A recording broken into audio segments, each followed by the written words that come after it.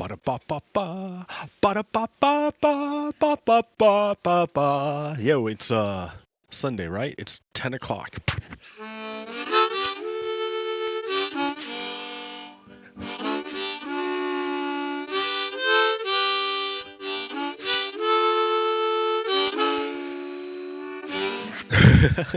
A bunch of nothing. Hey, what's up? Good morning. It is I, your host, Pogo Kiddo, with yet another episode of Red Stone Lapis Lazuli. Look, season 6. That should be season 8. Damn it. Fuck, I messed up. Season 8, episode 1. We're starting a new season. Did it crash? Did it crash? It crashed every time. Every time it crashes. Every time it crashes.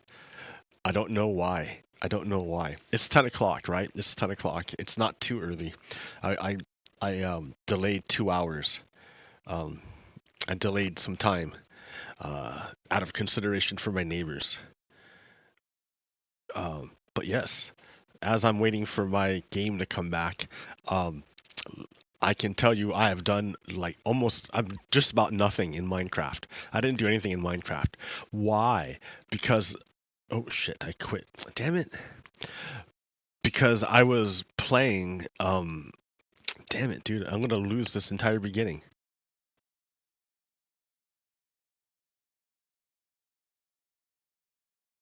Because I was playing XCOM 2. XCOM 2.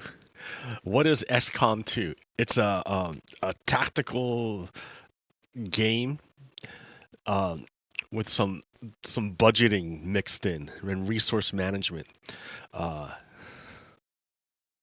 And I gotta hope this game comes back because I feel kind of crazy.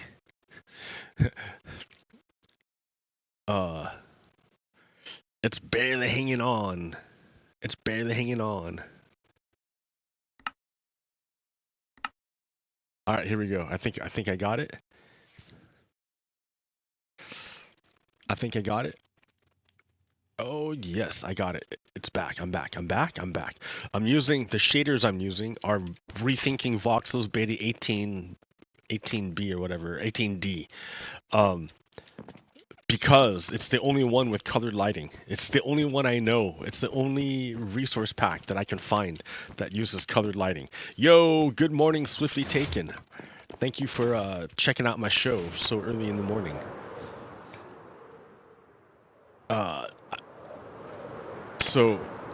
Oh yes, you always come by to my show. Thank you very much for doing so. I appreciate it. Thank you, Swiftly Taken. Swiftly Taken is a chat guy that comes by all the time. He's cool. What he asks, what resource pack am I using? I'm using a shit ton of resource packs. I'm using a whole bunch of them. And then when I get them, I layer them in a certain way. And then after I layer them, I have to go through and edit them individually so that some things pop out and other things get covered up. So it's a melange. It's all mixed up. It's a custom. It's custom. It's a custom resource pack. So yeah, I haven't really done anything in Minecraft because I've been playing XCOM 2. And what is XCOM 2? XCOM, yes, of course. So Swiftly Taken asks again, do you remember me? I'm like, of course I remember you, dude. You're always in here. You come by a lot. So, of course I remember you. Okay, so XCOM 2 I've been playing XCOM 2, which is a game that it's about an alien invasion. And the aliens have come and taken over Earth. And you're part of the resistance crew that has to fight back. And of course, aliens have way better technology than humans do. So part of the deal is to steal their stuff, alien stuff, and reverse engineer it. It's pretty cool because then you do it in the game. Yeah. So, and then you take their technology and use it against them. So it's pretty cool.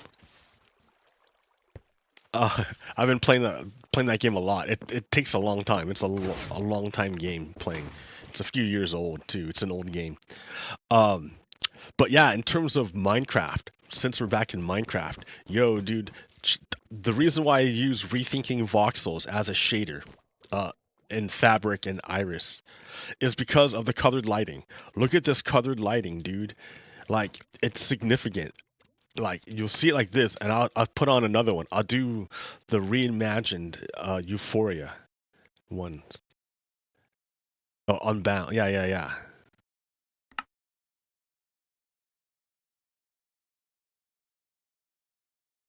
And sure, it looks nice. It looks nice, but there's no lighting. Like, the lighting's flat. So Swiftly Taken suggests that I use Kappa PT, which I don't have. I don't have path tracing. I don't have access to that one, so I don't know what it's like, if it even was any good. And then, what's the other one he suggests? Nostalgia VX. Like, I don't know that one either. I can't download it, so I don't know what it is. I have this one, Nostalgia, but it's not the same one, I'm sure. Yeah, so they're paid shaders, and since I've never actually used them, I don't know if they're any good. I've never seen them. I've never done anything with them, so I'm not going to pay someone money for something I like. I don't even know if it runs on my machine. So yeah, this is well, no, what I think what it is you have to subscribe to their Patreon, which is like dumb. It's just a way of them making a business to get around taxes and like other stuff. So no, I stick with and even the new Rethinking Voxels, the new beta 2, it's cool, right? But look what happens. It doesn't have any support for regular lanterns, so everything's dark. Like, the old lighting works, but not the new lighting. And when you're far away, it defaults to old lighting. And then, like, none of these lights work. So if you sleep, the daytime works and it looks good, but I gotta keep waiting for the new rebuild. The new rebuild of Rethinking Voxels. Anyways, so I'll stick with 18D, which is great. And yeah, I don't know if someone wants to let me like shareware it, sure. But I'm not gonna like donate to some guy's page so I can have access to the shaders. That's not donation. That's paying for a product. I don't know. I can talk shit, but what am I doing? This whole game is run on mods that are made for free by people who just do it for free. So what if they want money for their effort? Okay. Who am I to say no? Like, I'm not doing it. But I'm using it. Ha ha ha ha ha. And if I don't want to pay, then I don't use it. Okay. So yeah, beta 18D is great. So yeah, I haven't really done anything much in Minecraft new. As you know, I've already worked on this bridge here, which is cool, right? Yay, what a nice bridge.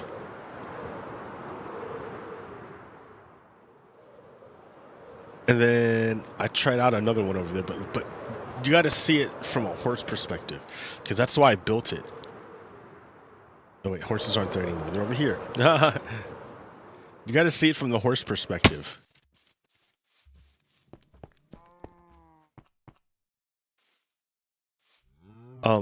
Because that's why I built it, right?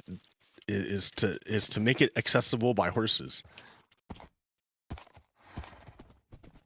So it used to be this side was separate from the other side, but I built a bridge. Yay! And then this was a peninsula and it had no access to anything else. So I built bridges and stuff, but now you can use horses. And this is the big one because no, I have not bred horses yet to make a faster horse. He asks me, have I bred horses to make faster ones? No, not yet. I'm pretty slow at these mechanics and stuff. But now I have access to the savannah, which is the wide open space. The problem with the savanna is that it's not like a giant open prairie or whatever. Just like yeah, there's big cracks that lead to your doom. Your horse's doom, at least. But you gotta watch out while riding a horse. You can't just be like, wee, ride a horse. Because you could fall into giant holes. There's all sorts of giant holes. But now there's access to the savanna via horse.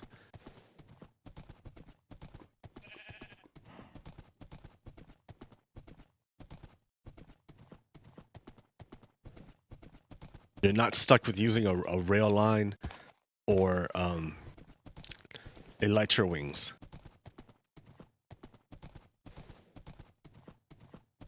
And it's a new way of traveling. Ha ha ha ha. It's not always elytra flying.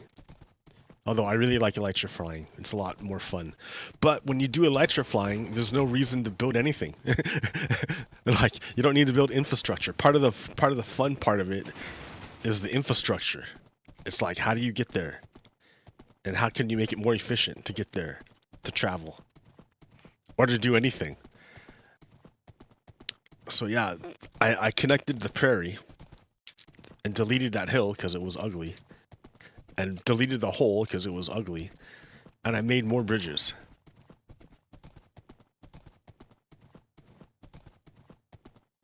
And still more bridges.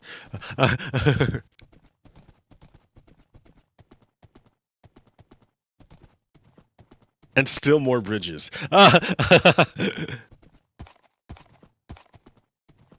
And when you get to here, now it's a mountain prairie, and I feel like that musical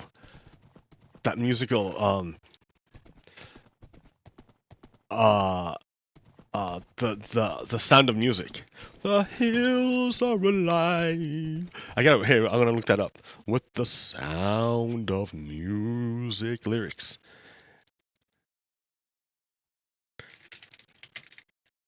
Da da da da. I love that song. All right, here we go. Yeah, you got to build the bridges to connect all the great parts, right? All the parts are great, and you got to connect them. So I like this big area here, this meadow here, because it reminds me, yeah, of that musical, the Sound of Music, and that part where she's over it and like singing like la la. What she say? The hills are alive with the sound of music, la la la la. With songs they have sung for 1,000 years. The hills fill my heart with the sound of music. What do you do, do, do, do. My heart wants to sing every song it hears. I don't know how it goes. I gotta listen to the song. My heart wants to beat like the wings of. I don't know. I don't know the rest of it. Anyways, la la la. That's great. I like that. That. It was like one of like 5 VHS tapes we had to watch as kids. So we watched it a lot.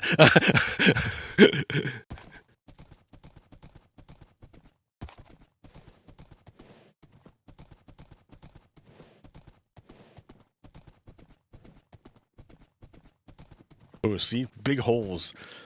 Big holes that lead to death.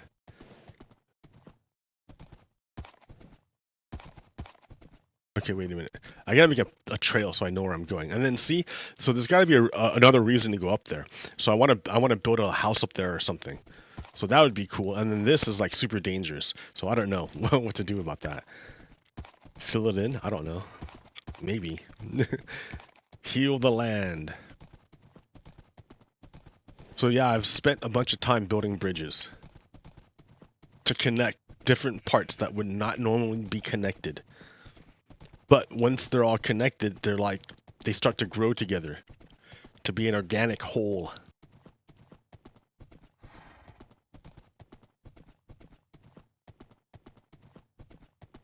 Like my next project is going to be up here on this hill. I'm going to build something.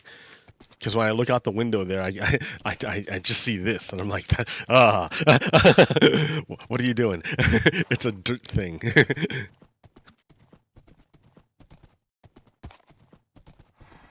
So let's go put the horsey back. Back in your stable, horsey. Alright. Thanks, horsey. La la la la la. Okay, yo, swiftly taken. Good luck with your warming up your hands. Run them under hot water.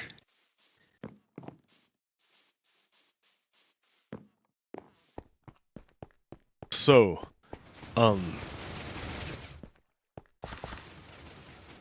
what? So yeah. Take it easy, dude. Swiftly taken. Do whatever you need to do to take care of yourself. So, anyways, okay. So real quick, that's what I've been doing. That's like what I've done. Besides the underground. Oh, that's the other thing I should let you know about. Is in my spider spawner, I tried to replace the magma cubes with ice, packed ice, thinking it would stop the spiders from climbing up the sides. That is not the case. It doesn't work that way. Like, that guy's gonna climb up there. Or, you see what I mean? So, like, I don't know what is it you can get that will stop spiders from climbing up it. I don't know what things that a spider cannot climb. Like, do I need to, like, make the walls out of fences or something? Like, transparent blocks? I don't know. Or steps? I don't know. But they come in here, and I just kill them. And that's it. That's the spider spawner. Yay! And I get string, which I've used to make a lot of scaffolding.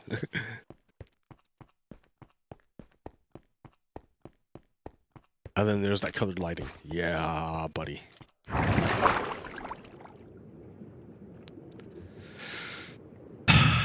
Yeah, I haven't been playing Minecraft so much. I've been playing XCOM 2. Because it's nice to get into a different headspace for a little while. This is like the canvas, and sometimes I don't need a blank canvas. Sometimes I need like a story to read or a movie to watch, or a puzzle to figure out. The problem with XCOM 2 is that if you mess up in the beginning, you wreck the rest of your game. The rest of your game is ruined, and you have to like start a whole new game, and it's such a time sink that it takes so long because you have to redo all of the tactical battles you have already done. It's like if there was a way to skip through the tactical battles and just say win, that would be great.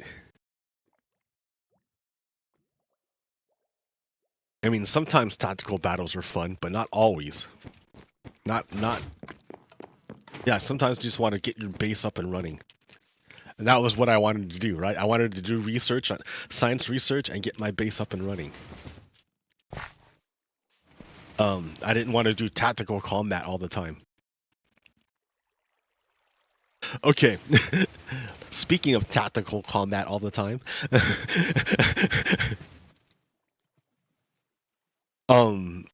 Yeah, tactical combat all the time. Oh, holy shit, dude. Pistons are loud.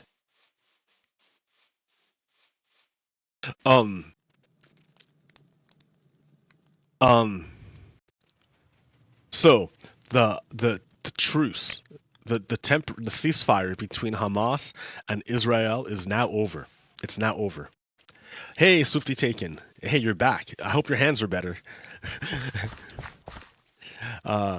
Yeah, cold hands are the worst. I was about to talk about Israel and Hamas again. The truce between Israel and Hamas is over. So apparently Hamas broke the truce. They attacked. And I want to tell you about one of the times they attacked because it's reflexive. It's reflective. It's instructive. So recently, two Palestinian, not Hamas, two Hamas gunmen entered Israel and attacked a bus station at Israel, a bus stop at Israel, and killed a bunch of people there. While they're going to kill more people, an Israeli ex-police officer took out his gun and killed the two gunmen before they could kill other people. He then realized, oh shit, I look like I was the person who killed everybody. I better do everything I need to do in order to make, because he's an ex-cop, he understands, right? So he's like, I better do everything I need to do in order to show the IDF that's coming that I'm not a threat, that I'm not the guy they're after. So to show that he's not wearing a suicide vest, he takes off his shirt. So he's got no shirt, he's not, so it's clear he's naked, right? He's got no suicide vest on. He's got his hands up and out, and he's on his knees. Right? And he's talking, because now the IDF has shown up, and the military shown up, and soldiers are all around him. So he's telling them in Hebrew, not in Arabic, in Hebrew. Hey guys, I'm one of you, I'm an Israeli. I'm unarmed. I've got nothing. I'm totally I'm not wearing a suicide vest. I'm an Israeli. Those are the bad guys. I'm an ex-cop. Don't kill me. Well, one of the IDF soldiers was a settler, a radical right-winger. And that guy didn't believe anything and shot him. Shot the guy in the abdomen. So this Israeli guy who's naked, like from the waist up, he's naked, and his hands are up, and he's got no, on his head, he's got no weapons, no nothing, on his knees, talking in Hebrew. They shot him because they believed he was Hamas. So now he's bleeding, like he's on the ground bleeding. The soldiers come up. Do they help him? No. They believe he's Hamas, and they don't do anything. And then so what happens? He's like, and all his blood leaves, and he just like bleeds out over like 15 minutes. He's like just dies slowly as his blood goes away. So yeah.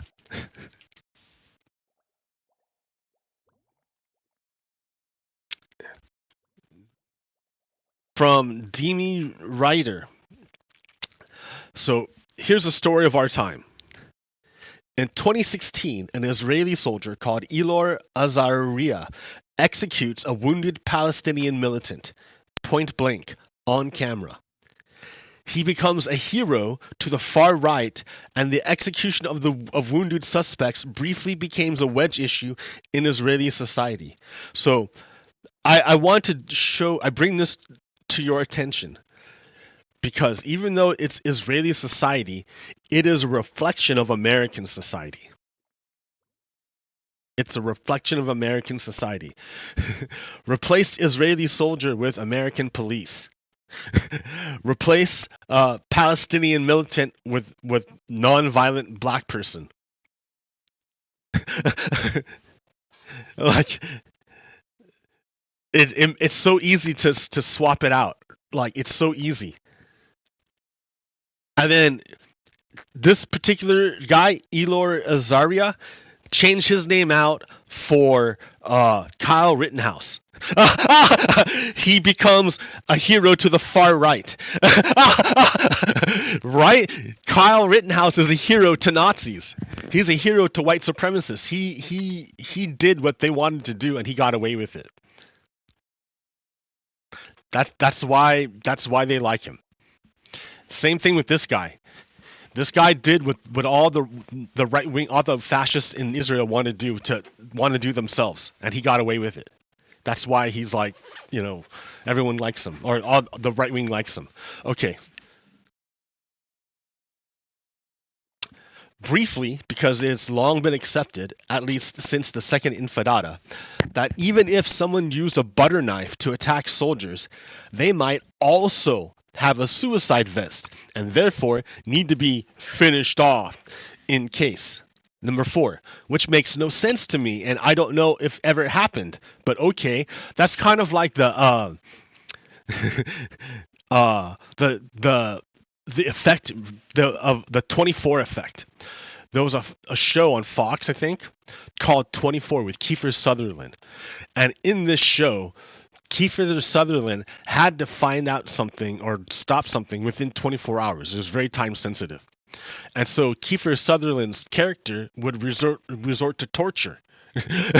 He would torture guys to interrogate them to get the information to stop whatever it is before the time went out, because there was a bomb ticking.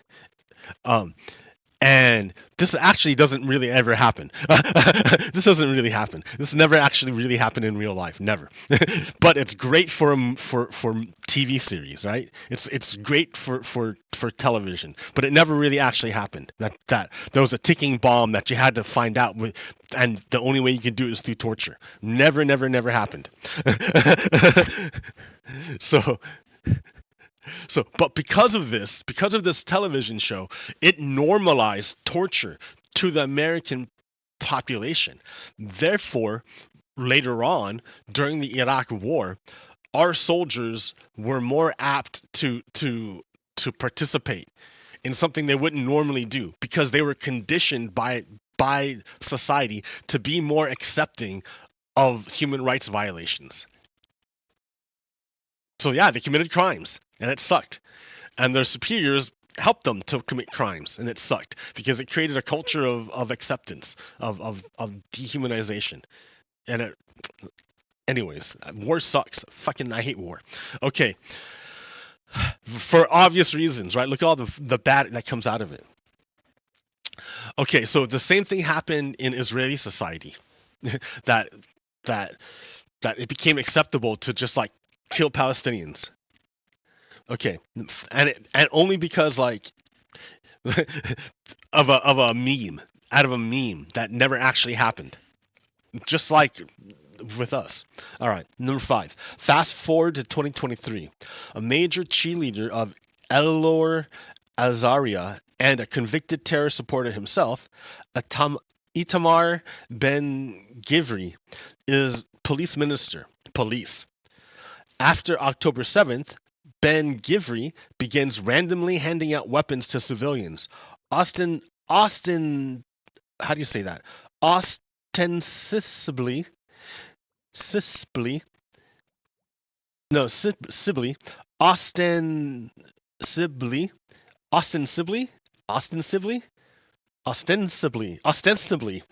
ostensibly, because you need a good guy with a gun, etc. Quote, quote. Okay. Number 7. This past Friday, 2 Hamas paramilitaries shoot up a bus stop in Jerusalem, killing 3 people, including a pregnant teacher. Number 8. The first guy to engage them is a local lawyer, Doron Castleman, a civilian who happens to be armed, a good guy with a gun. He kills both gunmen and stops the attack before more people could be killed. Then, IDF soldiers arrive. Castleman realizes he might be mistaken for one of the attackers, so he drops the handgun. He kneels on the road. He lifts his t-shirt to show he has got no vest. He asks them in Hebrew not to shoot, explaining who he is. One of the soldiers, a settler with a self-confessed extremist background, shoots him anyways, in the abdomen, on camera, and walks off. When more security arrived, they assumed Castleman was a gunman, so they let him bleed out. They basically dehumanized. This is what he was doing. This is the guy who got shot. This is the Israeli guy who stopped the attack. A settler showed up, shot him in the abdomen, and let him bleed out. So, yeah, it's something to. It demonstrates several things. Number 1 is the far right have no like it's not based on humanity. Their belief system is not based on humanity at all. It's not a humane thing. It's based on pure power. That's it.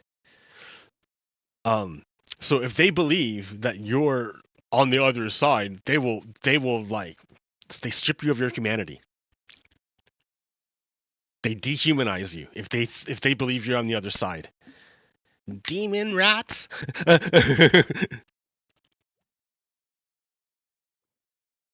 um, but the way that the IDF slash police shot this guy, who was like obviously not a threat to anyone, right? But they shot him because they didn't believe he was like worthy of human rights. Okay, that reminds me of another time. This here happened. Oh man, I don't remember where. It happened in the United States. This guy is autistic, and he left his home and was sitting in the middle of the road playing with a toy truck. Someone sees this man sitting in the middle of the road playing with something they can't quite see and assumes it's a gun. So they call the police. The caregiver of the group home finds the guy and is trying to convince him to come back into the house, but now the police show up and pull guns on them. So the caregiver lays on the ground, puts his hands up, and shouts to the police about what's going on. They end up the police shoot him anyways. They shoot the black guy anyways.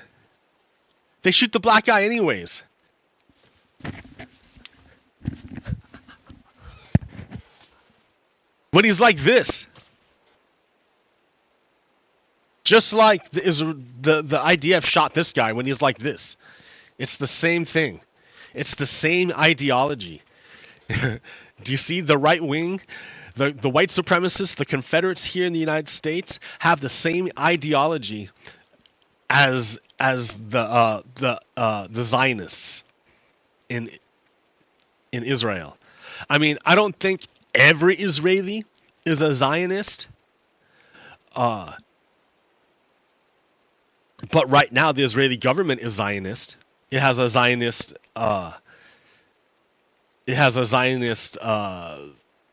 government. It enacts Zionist policies. It's ethnically cleansing. It's genociding Gaza to take its land, to occupy the land. They say they want a buffer zone, but where's the buffer going to be? On which side? It's going to just take more Palestinian land away from them to make your buffer zone. It's just chewing away bit by bit, chew, chew, chew. It's a bulldog, dude, and it's got its teeth clamped around another dog's neck, and it's slowly inching its way up to the aorta to kill it. Like, you gotta get it off, but you can't like bash the dog to get it off, to convince it to get it off. Maybe you could, I don't know. But if you don't do anything, it's gonna kill this other dog. And we're all watching it happen in slow motion, just like the soldiers watched this guy bleed to death because they believed he was a Palestinian and therefore less than human. We'd be no different if we let this happen. If we let Israel let the fascist Israeli government like snuff out the Palestinian people and steal their land, we'd be no different.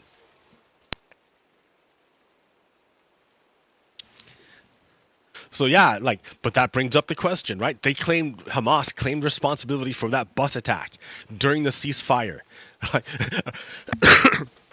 It's not like the Israeli people don't have a legitimate concern. Like, yo, dude, we're getting like terrorist attacked all the time. But that's not to diminish the Palestinian side. It's like, yo, we live here, dude, until you like forced us off the land.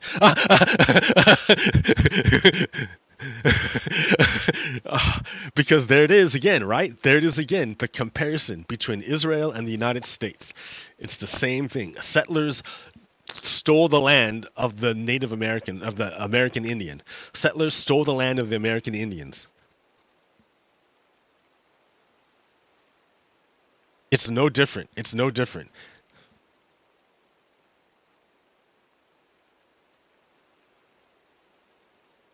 So here, like when I say when I say that the Israeli government is genociding the Palestinian people. Like, do you know what it means to raze a city? R-A-Z-E, raze. Um, that means to utterly destroy completely and a city. When you raze a city, you burn it to the ground. You destroy everything. Make it so that you cannot live there anymore. If you stay, you die. So you either flee or you die because your whole city is going to get brought to rubble, the whole thing. That's what it means to raze a city. They've done it a bunch of times in ancient history. It's happened a whole bunch of times where an invading army will come, like, and the invading army will come and the local people can't fight them off. So the invading army like kills all the men and steals the children to be slaves and the women for slaves. And then everything that used to be yours gets destroyed and burned. And then they go to the that's what happened. That's what it means to raze to the ground, right? And then the army like does whatever it wants to that land. Well, this is what's happening to Gaza. Right. This is like 2 million people live in this tiny ass little area here. And you can watch it as it gets slowly chewed up bit by bit over time. Like you can't live there anymore. It's gone. Like do you see it's being leveled? And now that the ceasefire has ended, now they're attacking the south of Gaza down here. So there's like if you used to live here, you have to go down south to be here. Now they're bombing here, but you can't go back here because look, it's all destroyed. So where are you gonna go? You're just gonna. If it's up to the Israeli government, you'll just die. They don't care. They just want the land. See, that's why you don't deal with fascists because they're terrible people.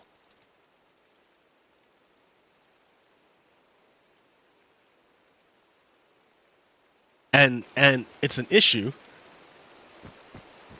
It's an issue because you can see all the connections between the state of Israel and the United States government. You can just all you have to do. It's this. They both serve the same kind of ideology, which is fascism. Here, maybe I can like draw it out somehow. Maybe grab some bricks here. If I could like make a model, that would be great. I don't know if I can do it. I've never thought about doing this. I've said it a million times and I understand it myself, but maybe you guys don't get it. I don't know. Maybe it's not clear. Maybe I'm just talking, but you need to see it. I don't know. Let's find out, right? Yeah. Let me see if I can do it. You can do it. Put your back into it. Oh. Oh no! Wait, ass into it. Put your ass into it. And then she says, "I can do it. Put your back into it."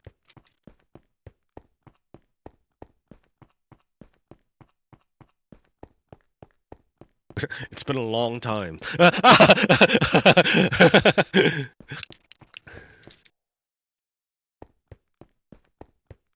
Partially my fault, right? Like I didn't even go out last night. It was a Saturday night. I just was like, no, I'm gonna stay home and play XCOM. I mean, sure, we got this like atmospheric river pouring down on us right now, but come on, dude, this is Oregon. What do you expect? All right, here we go. So, I think I've done this before.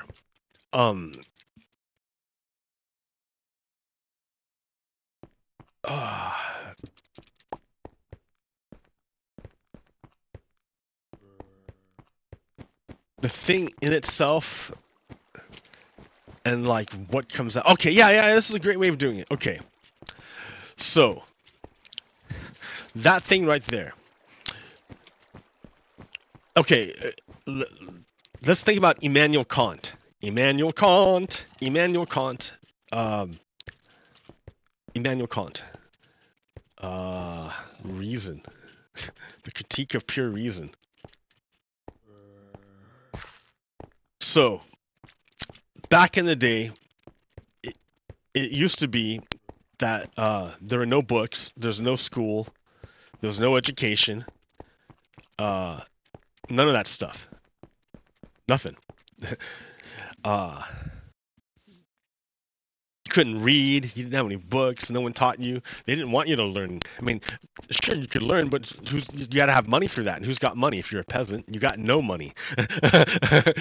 so you and it's not like teachers are all over the place. The state is not pumping out teachers. No, dude. So knowledge is really, really, really rare. And the way and the only real people who actually knew how to read or do anything were the clerks, the church. But we all know that the church was real antagonistic toward anything that could threaten its power, its control over the people. And scientific observation was exactly that. It was a threat to their power. Because at that point, the church had like control over everything, right? Like kings bowed to the Pope type stuff, type power. And this guy named Galileo was like, hey, what if not everything revolved around the earth? What if it actually went around the sun? And the church was like, oh, you can't say that. Excommunication. You're out of the church. You're kicked out of the club. You can't play anymore. So like they were real serious about having control. But nevertheless, science persisted. And someone came up with this idea, and I don't know who it was. It's like, hey guys, what if there's this thing that's invisible, like a spirit, but not really. Not a spirit though. It's invisible. And it's something called cause and effect. One thing causes another thing. But the thing that causes the other thing has to happen first. Yeah. And they're all, oh shit. This is like medieval times, right? This is like medieval times before people had learning. So they're like, oh my god. Everyone's like freaking out about this crazy idea of cause and effect. Like, which is something independent of the church from which you got everything, right? All thought of spirituality and like why things are the way they are is because you got to ask the church. But now, if you use your senses, you can figure it out yourself and do this crazy. Yo, Sufi taken. Yo, hopefully you'll come back in a half hour. I'll see you later. Okay. Now you're there's this cause and effect thing. So everyone's freaking out, and then like this all over the place, these new people start coming up with this idea of a reality that's independent of the one presented by the church. So sounds pretty cool, right? Things are trucking along until this guy named oh man, I forget these names. Until someone comes along and says, wait a minute, no, I'm skeptical. I'm skeptical of everything. I'm going to doubt. If you can doubt the church, I can doubt literally everything that I cannot see with my own senses. Like, fine and dandy if you want to play the doubt game. Let's do that. Let's start doubting everything. You want to doubt the church just because you can't see it for yourself? Well, then I'm going to doubt your cause and effect because I can't see it for myself. Right? So that skepticism was like, oh, and it threatened to tear down the whole, like the beginning of science, because the idea that you can think for yourself and not have to rely on the church, yeah, that was like a brand new idea. So, but this guy, is going to come along and threaten to wreck the whole thing by introducing skepticism, using the same skepticism that you used to break free of the church to begin with. So then Immanuel Kant came along and said, okay, that's a great idea. That's what a great idea. Yeah, let's doubt everything. Doubt everything that you cannot see with your own senses. Right. However, there does exist stuff beyond our senses. In fact, I'm in the wrong world here.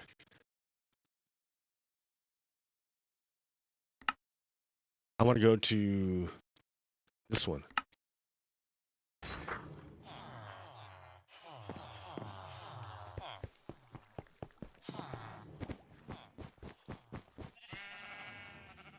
Oh no! Too far.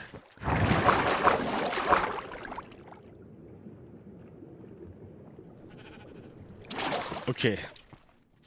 This way. My own base, man. Okay. It's like, okay, everything over here, senses, phenomena. Oh no, I don't have my signs and stuff here. I grabbed them in the other world. Super interesting. I hope it's interesting. I'm trying to make sense of the world.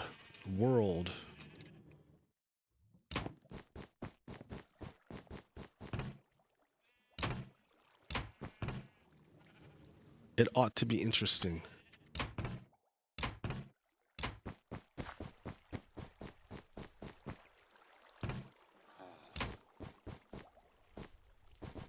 That was my tree farm. And it was really good. Oh, there's some wood. Okay.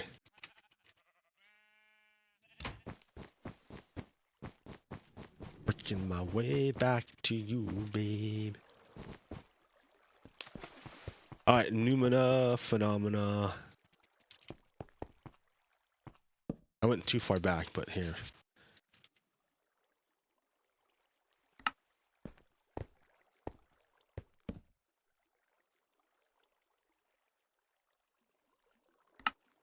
Alright, so it's all fine and dandy that you want to say that whatever's real has to be able to be like seen through phenomena, right? You got to be able to sense the phenomena. However, you cannot deny that there's a level called the noumena. You can't, that a thing within itself, a thing inside of itself. Just because you can see the phenomena on the outside doesn't mean you see the completeness of what that thing is. There might be other aspects that are beyond your senses, but just because your senses can't detect it doesn't mean it's not real. Therefore, for example, the I, myself, right? Myself, I am real. I have this, you have this phenomenal experience of my persona. However, I am aware of a side that you are not aware of. And that is real. It is just as real. But just because you cannot perceive it with your senses doesn't mean it's not there. So there's a thing that comes out that you sense through the and not only that, but the thing that you get, the phenomenal data that you get from me has to travel through the world, and as it travels through the world, it gets distorted, so that by the time it gets to you, even the stuff that I'm showing is only going to get to you in a distorted manner. It's not going to come to you in the pure sense that I intended. So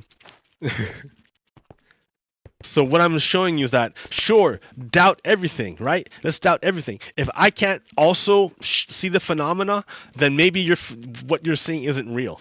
Right? If like the whole point of science is that everyone can see the same phenomena, right? Everyone, even if we can't access the thing in and of itself, we can access the same phenomena.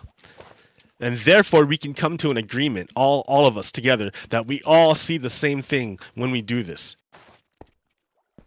So that's why we can do cause and effect, because everyone can agree that cause always comes before effect. If you have effect and then the cause, it's not the same. You got something twisted up, right? But the whole point of it is that we all rely on this on observing the same phenomena. So, but that leaves the thing, the noumena, in and of itself. Now, remember when I talked to you about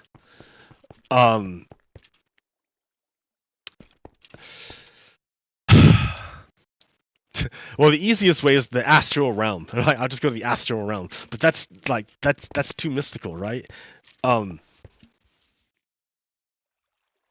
Plato. Remember Plato's ideal forms, the ideal forms. So what Plato was referring to when he said his ideal forms are, if you remember my explanation of it, it's like the astral realm. The realm, the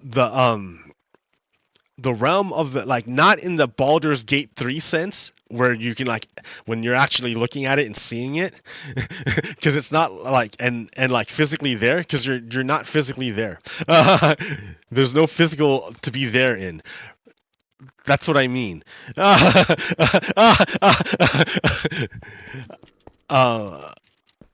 Um. It's they're points. It's just points of light that are in and of themselves nothing. But when you associate them and connect them in a certain way, it shines out a pattern. And then you can take material, but that pattern is not real. I mean, it doesn't exist physically. But just because it doesn't exist physically doesn't mean it's not real. And what if you want to make it real, you take material and you combine the material in such a way that it reflects the pattern that you see. That's not actually material or whatever. But just because it's not actually material doesn't mean it's not there. And like, I can do examples of this, such as like family. Show me your family, and you'll be like, "Oh yeah, here, I'll show you my family," and you'll show me a picture, and in the picture will be a bunch of people. I'm like, what is that? He's like, "That's my family." I'm like, "That's not your family. That is a telephone with a screen showing me like images of people." And he's like, "Oh yeah, but those are like, that's my brother, that's my sister." I'm like, "Yeah, but I don't see that. There's no physical thing there other than the words you're telling me, right? There's no, like, even if they show up and you guys, everyone hugs and be like, yeah, and they look alike and stuff. They're like, yeah. There's nothing there, no physical thing there. Maybe if I go down to DNA." Sure, but I'm not gonna, right? We're not gonna do that. We're gonna be like, no, I don't see it. Because even the DNA doesn't really show you your brother. Even if you're DNA related, if you grew up on opposite sides of the world and never met each other, are you really brothers? So, like, I mean, in the metaphorical sense, yes, but in the brotherly, like in the close family sense, no. So the way you show like the family isn't something that is physically actually here on the material level. It's something, it's a thing that emerges from the relationship between those people. So if you, like, you can't see it in three-dimensional space real time right now, but if you observed that those people's lives from since they were born to, like, you know, and how they played together and like learned and grew and helped each other out and got in fights but then made up and you know, if you saw all of that stuff, then you'd be like, oh, okay, yeah. But you have to go into a higher dimension, the fourth dimension, to look to be able to see that. Stay down here in the three-dimensional real time right now, like tick tick tick tick. Yeah, you're not going to notice it. You're not going to see it because in this moment they're just snapshots. So I hope that made sense. If not, I'm sorry. Okay. But to go even so now to get back to the point of connecting stuff. So understand that there's this realm, the astral realm, if you will, the realm of the ideal, the realm of ideal forms. And where's my I don't have a spawner here.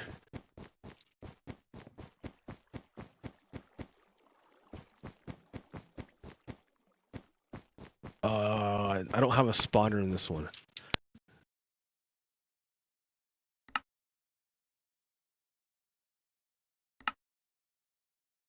No. Yeah, okay. So, back to the point, right? So there's a divide. There's a divide between the realm of the phenomena and the realm of the noumena. Like, this is like the material world out here, material world.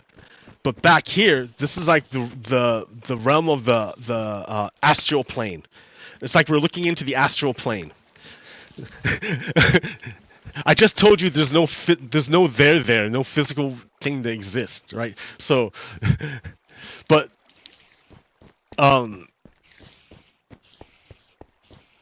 this is just for reference.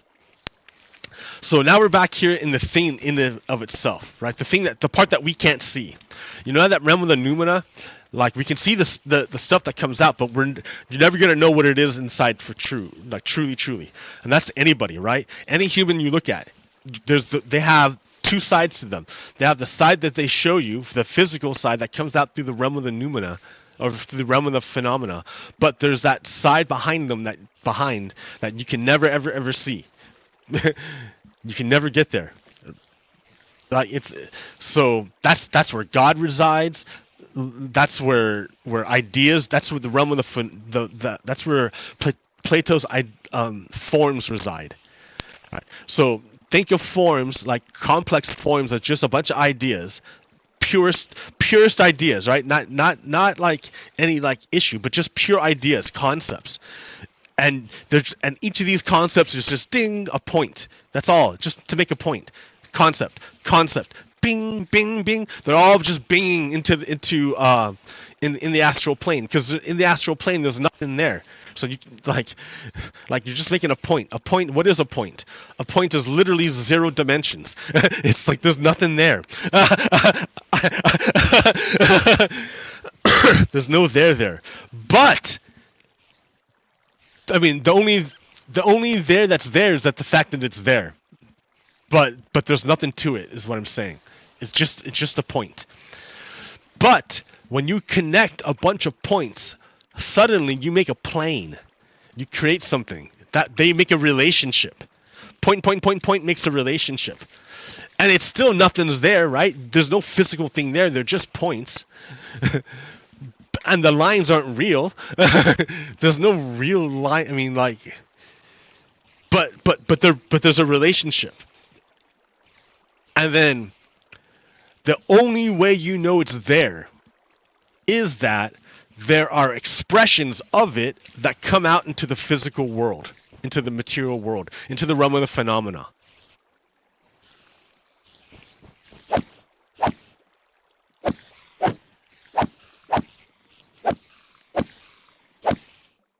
So all of these are just expressions of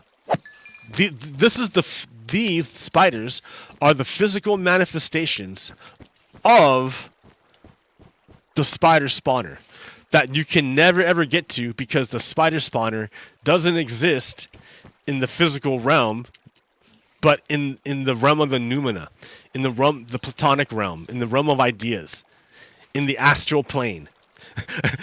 Yeah, that's what I mean. You can't. It's just a bunch of points that make up a relationship, and out of that you could have infinite expressions. That's the thing about platonic forms, right? Platonic forms have infinite expressions. Some of them are good and some of them are bad. There's a whole discussion about quality. Like, what does it mean to be good? Quality, like, what does that even mean? They do all this stuff, right? The Greeks are crazy. The ancient Greeks. Okay. So, see, and the spiders just hang out up there, and then they don't come. Like you're not able to do that. You can't come back here and kill spiders, like in the astral realm, because they're not really there.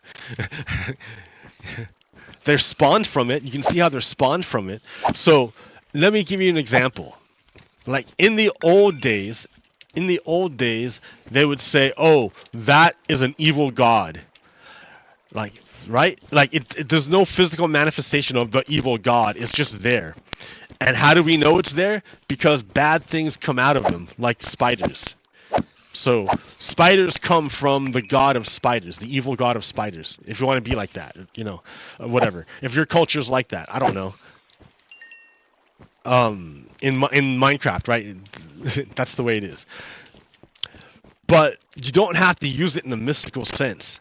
You can also use it in other you can, well, yeah, and then it evolved, right? This is now we'll say this here, back here, this complex of points. This one makes Christianity.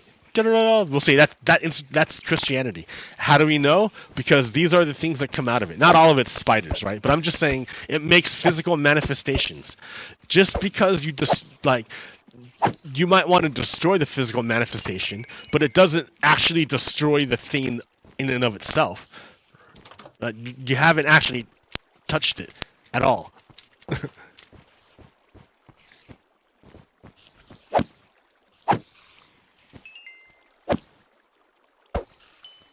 Okay. So, in fact, you can't like kill it because it's not there. It's nothing to kill. it like that. This is the astral plane where it lives, and you can't go physically.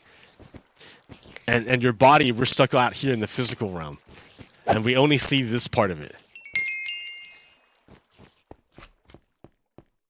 So think of not okay. So and then what's his face? And then Kant came along and said, "Oh yeah, dudes, we can say that's where that's the realm of the noumena." And ideas come out of this, so it doesn't even have to be like Plato said. This is the realm of forms, and that is the form of the spider, the idea of the spider, and then this is what comes out of the idea of the spider. If you were to make it or whatever. Okay. Then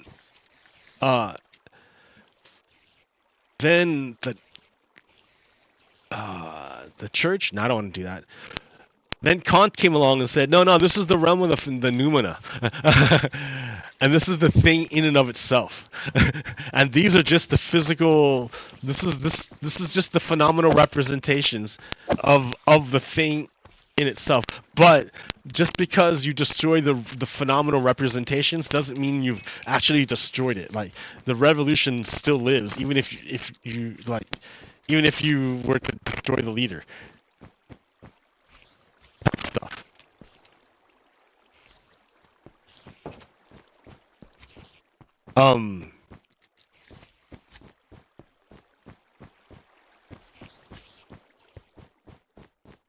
Okay. So that's what Kant. That's what what's his name said. Kant said. Okay. So to get back to so another way we can do it is now we can say, well, that right here, back here, this right here, this is fascism.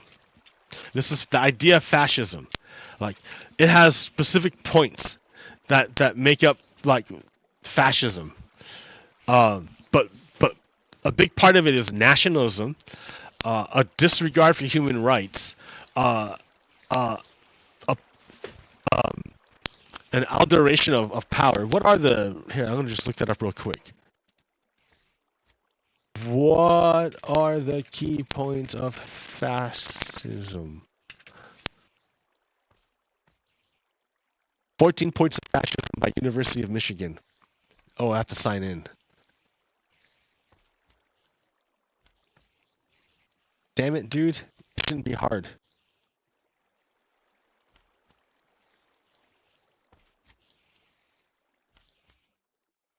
What is fascism? By time. Fascism is a movement that promotes... Here, snip.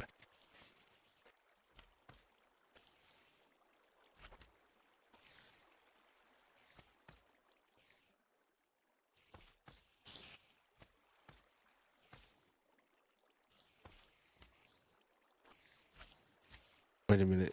Where did it go? Here, let me double check it.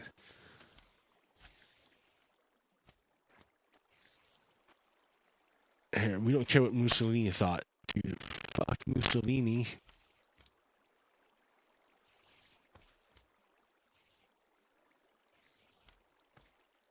Okay. Show off. Show it off, big guy.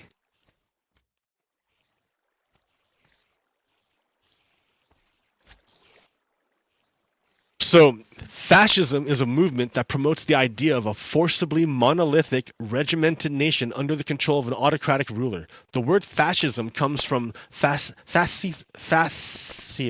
an Italian word for bundle, which in this case represents bundles of people.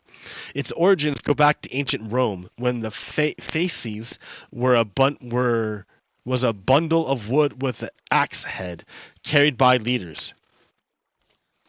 Okay. Well, so fascists suck. Now, what I'm saying is it's all the same representation. Zionism, isn't that weird? Zionism is ancient Rome. Ah, ha, ha, ha, ha. That's hilarious. That's hilarious.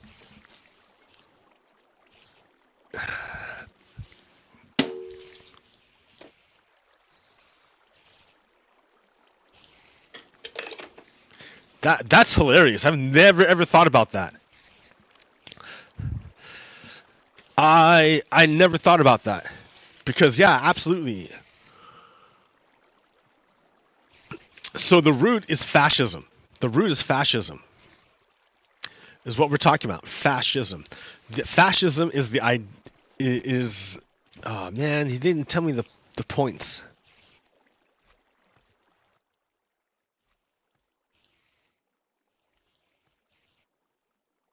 They don't point. They don't give me points. 10 points of fascism. Makes you sign in. Oh, Umberto Eco. There we go. That's what I want to find. Here, like this. New. Umberto Eco. Umberto Eco. He's a good guy. He's a good writer.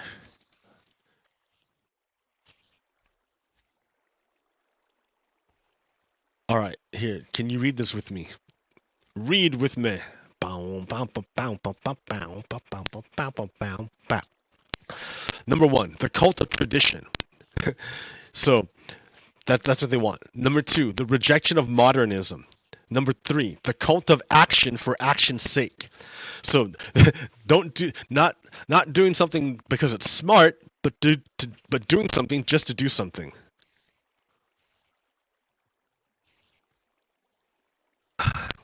Number 4, disagreement is treason. Isn't that the way it is with Donald Trump? Number 5, fear of difference.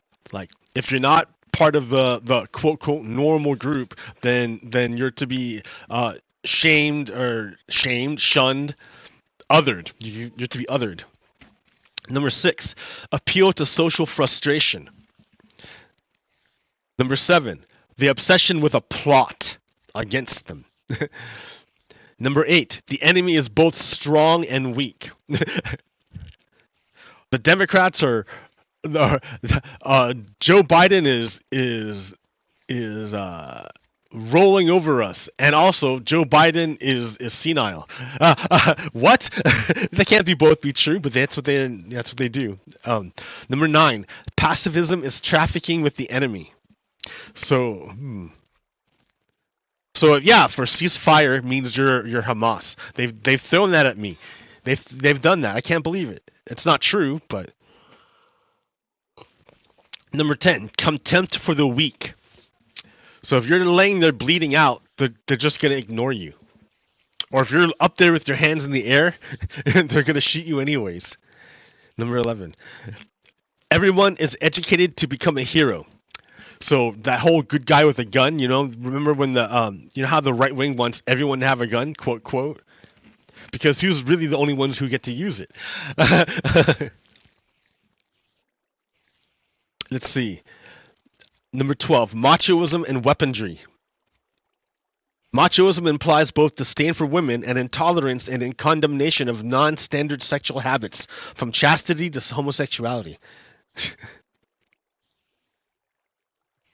Yeah, let's see. Because yeah, the alpha guy, the alpha man, is always having sex, right? According to their standard.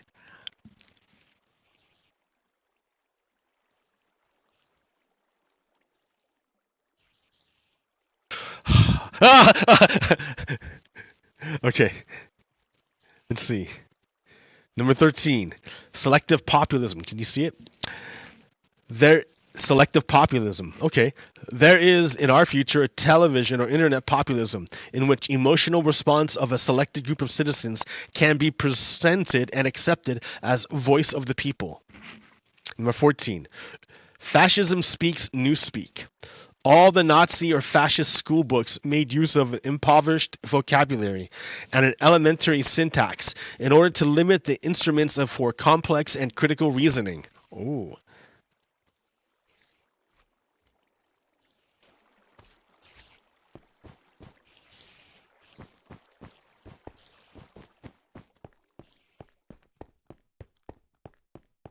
All right.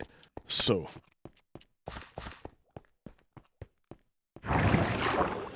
there are points. Fascism is not a physical thing. It's a concept that spits out manifestations if the conditions are right for it. So that's why I can say that the American Republicans and the Israeli settlers are like the same group. They have the same spawning idea of fascism. They're different manifestations of it, but they're the same idea. And you can see how they're related over time.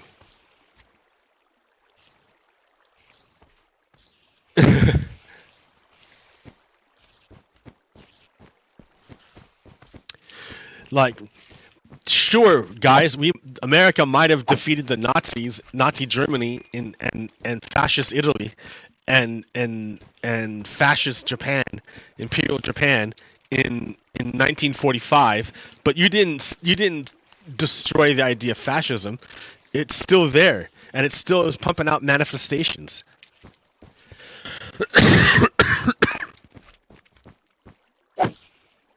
And today, the way it manifested, because and America didn't destroy the conditions in which the manifestations of fascism would present themselves, because it didn't totally defeat the Confederacy.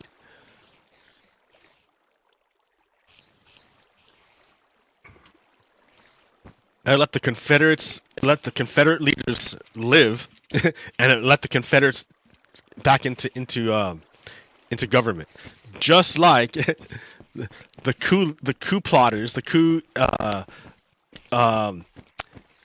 what do they call it? Co-conspirators, collaborators. The coup collaborators are still in DC now, in Congress, and one of them is Speaker of the House. Hello, Swiftly Taken. It took me a long time to explain why the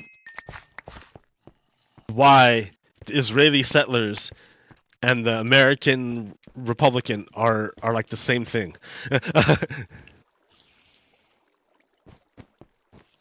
Hello, Swiftly Taken. Yes, I do see you in chat. Parasocial stuff. You always ask the same question. Why do you always ask the same question? Do you think people are gonna forget you? Like, how do I know it's the same person? Ah. You could be AI.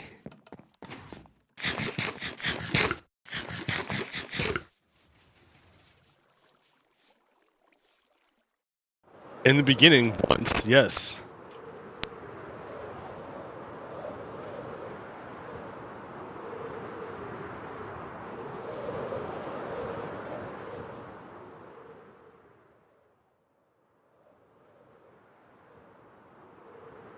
Well, cool beans. Swiftly Taken said I had forgotten about them once. You were in my stream, and I forgot a month later because it was a month later. That's why it wasn't regular yet.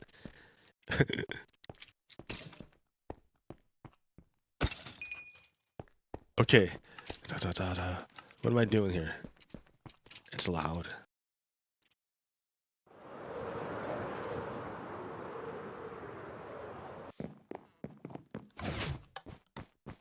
Okay, the next thing I want to talk about. So, all I'm saying is that Israel and the United States are really similar.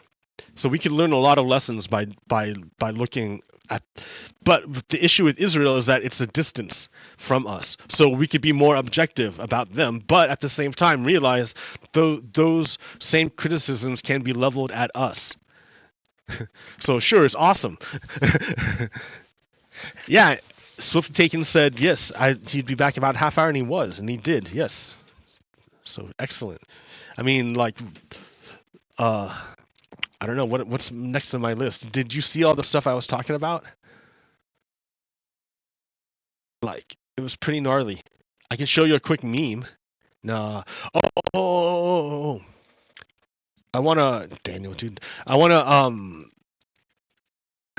what I remind you, and like everyone, if they're interested, about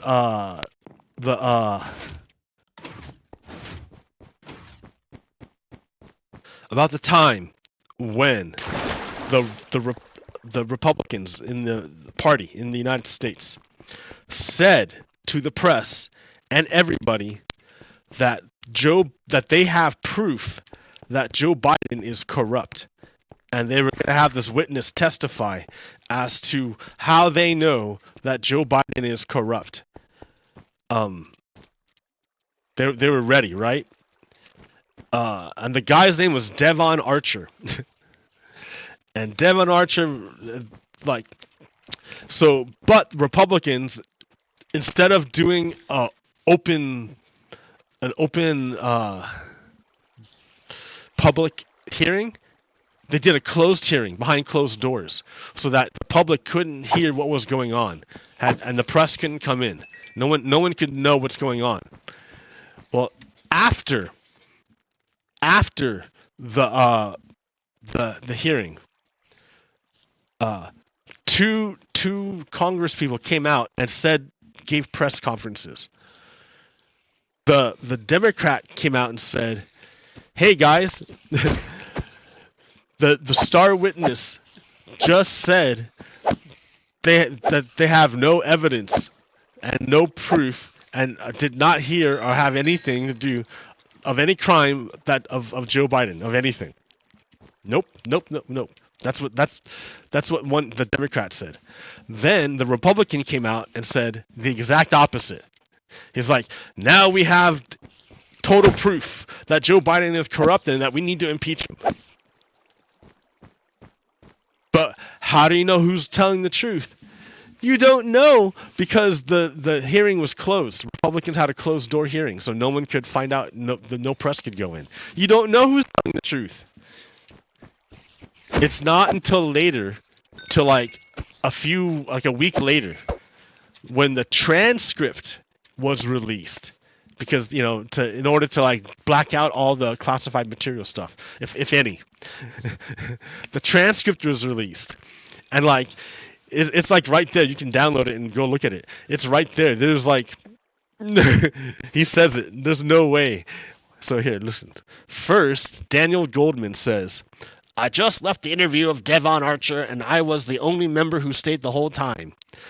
These are the facts. Number one, Archer testified that Joe Biden never discussed any business with Hunter and his associates. Number two, there was no bribe from Burisma to Joe or Hunter Biden. Okay, here. Okay, Dan Goldman. That's what Dan Goldman said when he walked out. Then, Rep. Scott Perry walked out and said this. Archer's testimony confirms that Joe Biden lied to the American people and continues to lie to the American people when he said he had no knowledge no knowledge about Hunter Biden's business dealings involved whatsoever. Wow, dude, he made him sound hella dirty. And then but we don't know because we couldn't watch it. Then the transcript comes out. The transcript. So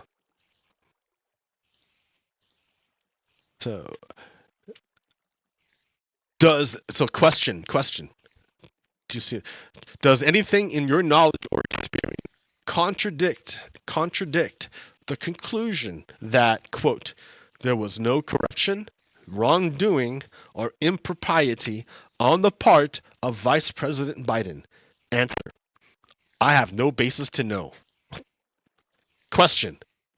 The report also found, quote, no, and Mr. Goldman said, you have no basis to know, or is that a no? Mr. Archer, I would have no idea.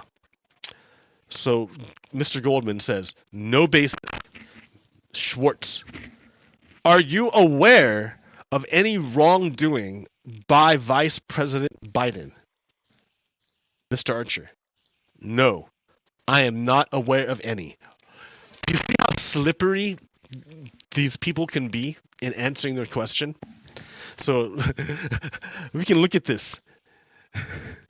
It's like, does anything in your knowledge or experience contradict the conclusion that there was no corruption, wrongdoing, or impropriety on the part of Vice President Biden? He said, I have no basis to know. What do you mean you have no basis to know? So, question again. So, again, based on your knowledge and experience, you have no evidence that would contradict any of these conclusions I just read. He says, no. No idea or evidence to contradict the statement that there's no wrongdoing by Joe Biden. Okay. So the question says, the report also found, quote, no evidence that any action of the U.S. government or any U.S. official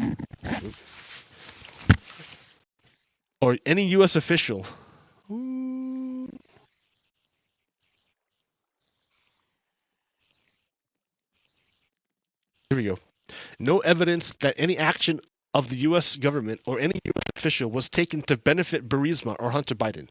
Do you have any evidence or knowledge that contradicts this conclusion? Answer by Devon Archer, no. So, based on everything you saw, heard, and observed, did you have any knowledge of Joe Biden having any involvement with Burisma? A. Answer, no. Not direct, no. Question. No involvement of Joe. A. Answer, no. Biden with Burisma, no. No involvement of Joe Biden with Burisma. Devon Archer, their star witness. They said the exact opposite when they came out of a closed door hearing. Archer's testimony confirms that Joe Biden lied to the American people. See, look at how lawyer he is with his speech. He isn't talking about, is Joe Biden corrupt? He said, no knowledge. He changed it. Do you see that? No knowledge about Hunter Biden's business dealings. That's like ridiculous. That has nothing to do with it. There were nothing, but he's trying to paint. He's trying to twist language. He used the obscure. He covered up the hearing, the testimony with closed doors, so he could come out and insinuate all this bad stuff about Joe Biden. That's what they do in practice, right? That's what they do. That's the whole point. That's what they do in practice.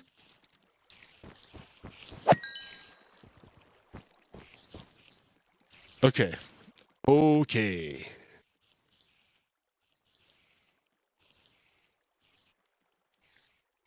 So Hunter Biden wants to testify in public. But because Hunter Biden looked at what happened to Devon Archer, Devon Archer had said really, really, really clearly that there was no connection between Joe Biden and Burisma.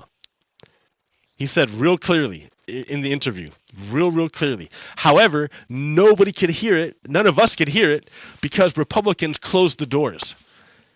So they could come out and lie about it, about what happened, and make insinuations. Because remember, that's one of the things that Republicans do. They don't have the truth on their side, so they have to come out and throw up insinuations to hide stuff from you.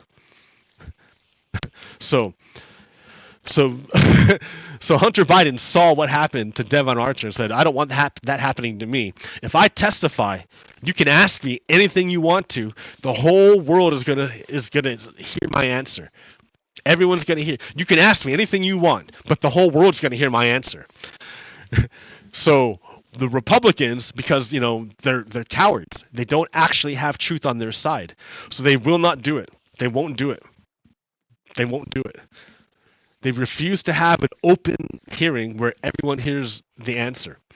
They want to have a closed door hearing like they had with Devon Archer, so that it doesn't matter what Hunter Biden says, they're going to come out and lie anyways, and then we're not going to know about it until a week later when everyone's already forgot. Just like they did with Devon Archer. Like, remember, they told their people all sorts of shit. Like, it's ridiculous. It's kind of like QAnon. No, for real. It's like QAnon. All the QAnon things are fucking wrong. All of them. They make predictions and then nothing happens, and then they just make a plan, and then people go along with it. Like, it's the same thing with Republicans. They're like, Joe Biden's corrupt, but we have no evidence. But just go along with it. But it worked, right? That's what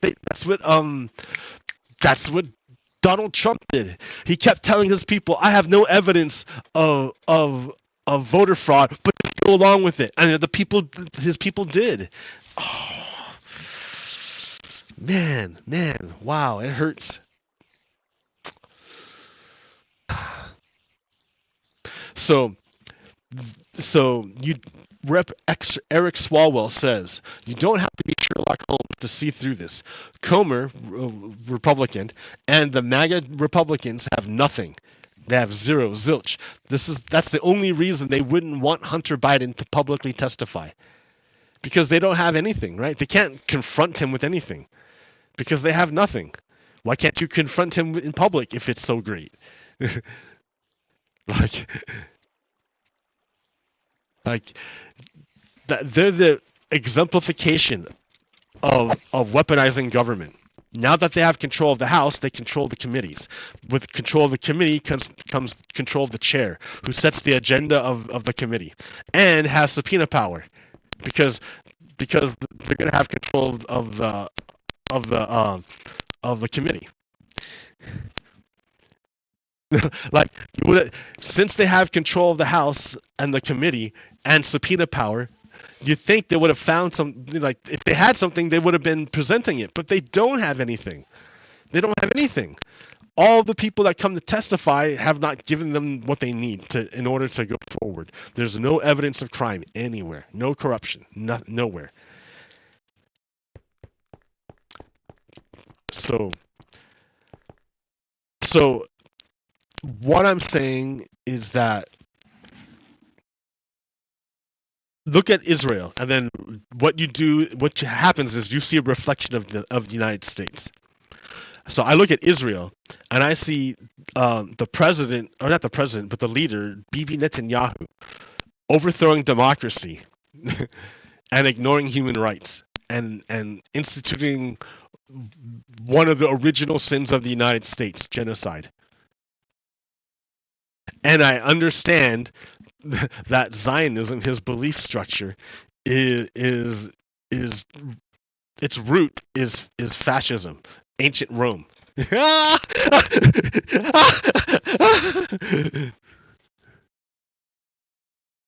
Okay.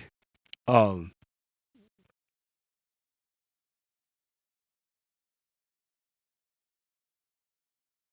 Listen to Donald Trump. Evidence we have and everybody knows it, and they know it. You know, the one thing.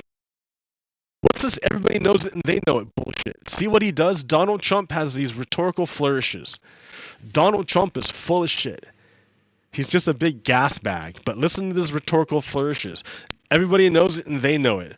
I don't know, what are you talking about, dude? But now he gives himself air of authority by doing this. That's bullshit. That's bullshit. So that's how he tries to that's how he gives, like, he's playing magic, right? This is like his magic trick. So he's giving himself authority by saying they know it and everyone else knows it. No, that's not true.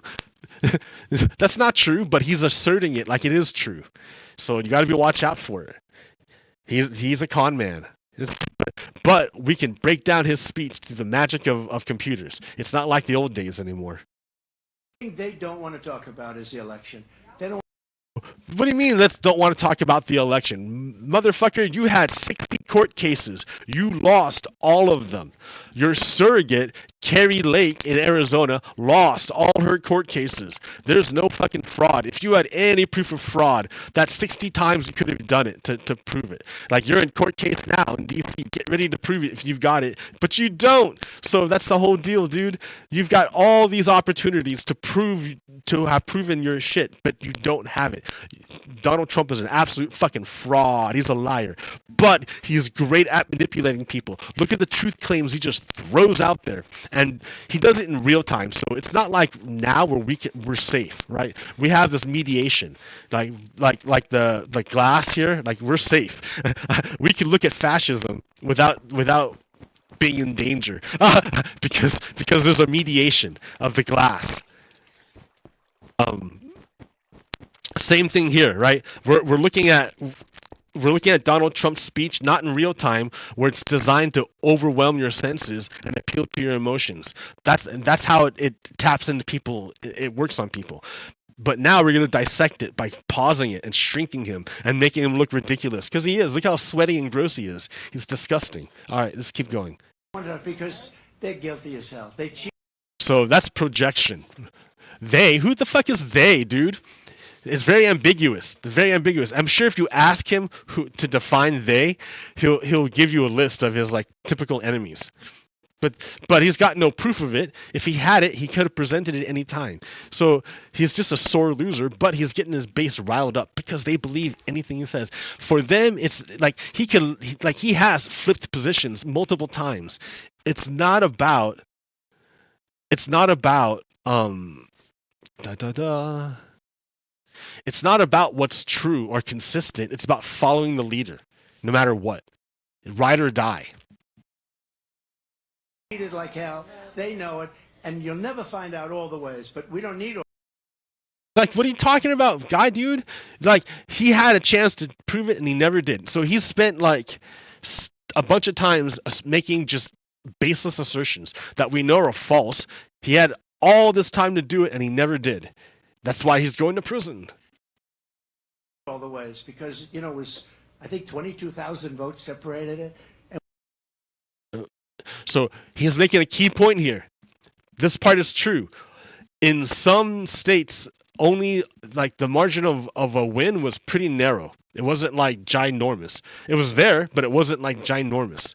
So, not to say that it's not valid. Close elections happen, but that's just. But what I'm worried about is Florida of 2000. In Florida, it was close enough for Roger Stone to organize a mob to attack the counting station to stop them from counting the votes and delay the election. That's the whole point. They want to delay the election. Like, the whole thing, right? Stop the transfer of power. That's the whole deal. We have millions and millions of votes. It's a very sad thing. So the most of... He makes no sense. We have millions and millions of votes. Big, like that. Do you see how disjointed he is and disconnected? All the points that he's making are not to, like, draw out something, like not to like create a concept that can be shared with everybody. Instead, it's he's pressing predetermined trigger points. Like, people who listen to Donald Trump have already been conditioned by media to respond to like certain words and phrases, not in an emotional, not in a rational sense, but in an emotional sense. To have an emotional response to certain words and phrases, and so all Donald Trump has to do is hit those points, and he keeps the audience stimulated and engaged. Important part of what's coming up is to guard the vote. And you should go into Detroit, and you should go into Philadelphia, and you should go into some of these places, Atlanta, and you should go into some of these places. And Wait, why those cities? Why those cities? Why not Salt Lake? Why, or not even? Yeah, why? Like, wait a minute. So what do you remember how I told you in the year 2000? Roger Stone was able to stop the counting by assembling a mob to attack the counting stations. In 2020, they did the same thing, and Donald Trump like stick the mob on two, and well, no, that was he did it in Pittsburgh, Pennsylvania, which is a swing state, and he also did it in Georgia, and he lost a court case. With Shea and I forget the other person's name, two election workers that were harassed by.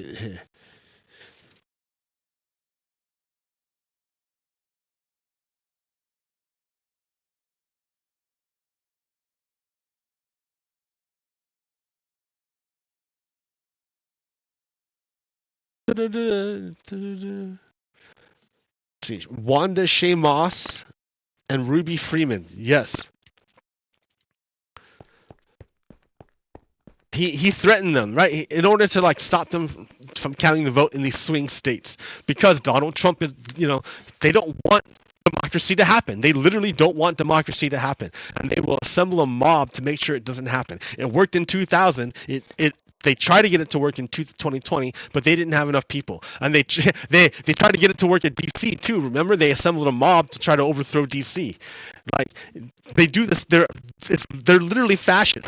Like, they're doing the same playbook they did last time, which is they assemble a mob and sick them on key points of the electoral system, and they're getting better and better at it because the leaders haven't been held accountable yet.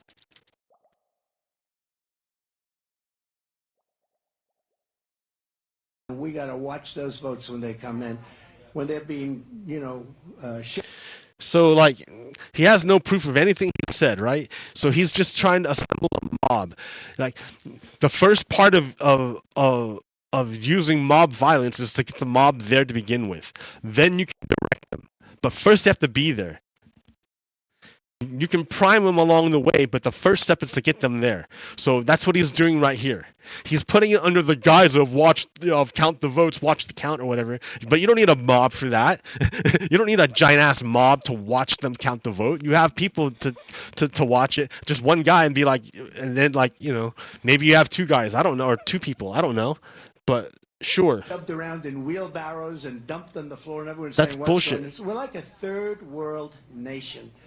So, like, that's projection again, right? He wants to turn us into that's a charged term. It's a loaded term. Like, we don't use that term anymore, third world nation. That's a term that's for baby boomers. Baby boomers say third world nation. Baby boomers say that. That's like the Reagan, a relic of the Reagan era.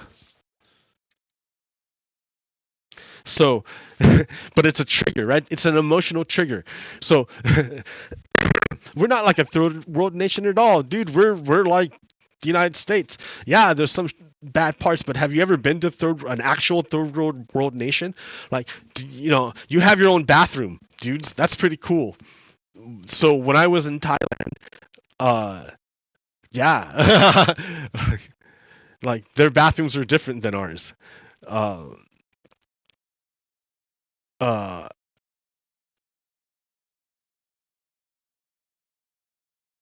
like okay, so I was on Yang for the full moon party.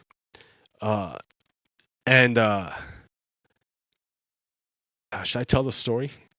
Well, why not? It's my show, right? So I'm on the full I'm at the full moon party, and I walk into a bar, and the bar is like just filled with people. And the owner looks at me and says, "Hey, can you watch my bar for me for about like 15 minutes?" I'm like, okay. and and it was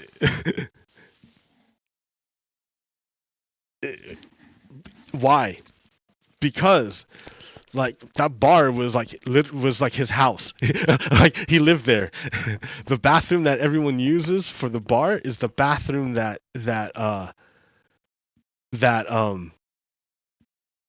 his family uses. They don't have like so the reason why I had to like be steward of the bar was because a tourist went back there and took such a huge crap that it like I mean like okay, you have to understand, like they don't have like sit down toilets like we do.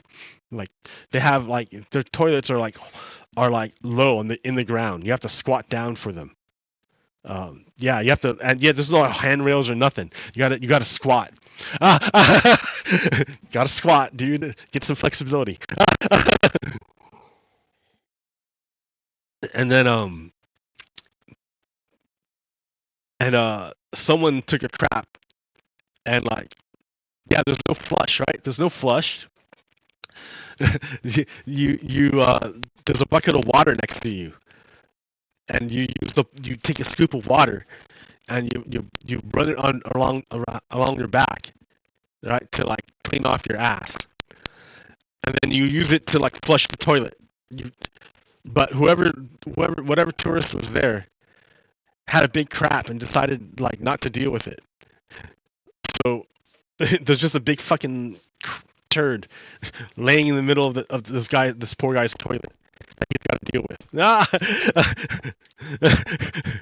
Man, and he asked me to guard to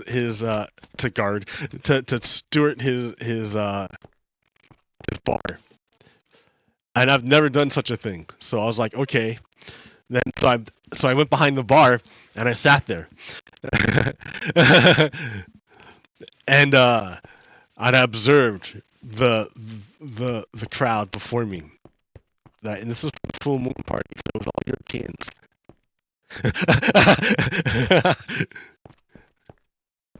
uh and yeah, I it felt like a weight. It did feel like a weight. Like heavy. It felt heavy. And these two European guys came and started messing with me. I don't know, messing with me. Started talking with me. They weren't messing with me. I don't know. It was pretty trippy. It was a pretty crazy time. But yeah, they came up and talked to me for a bit. And what'd they tell me?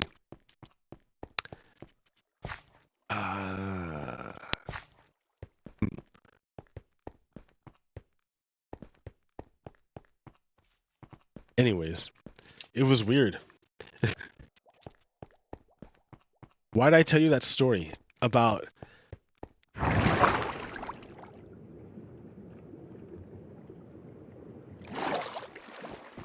Oh yeah. So yeah, this tourist just came by and wrecked this poor family's like bathroom, and then left them to like deal with it.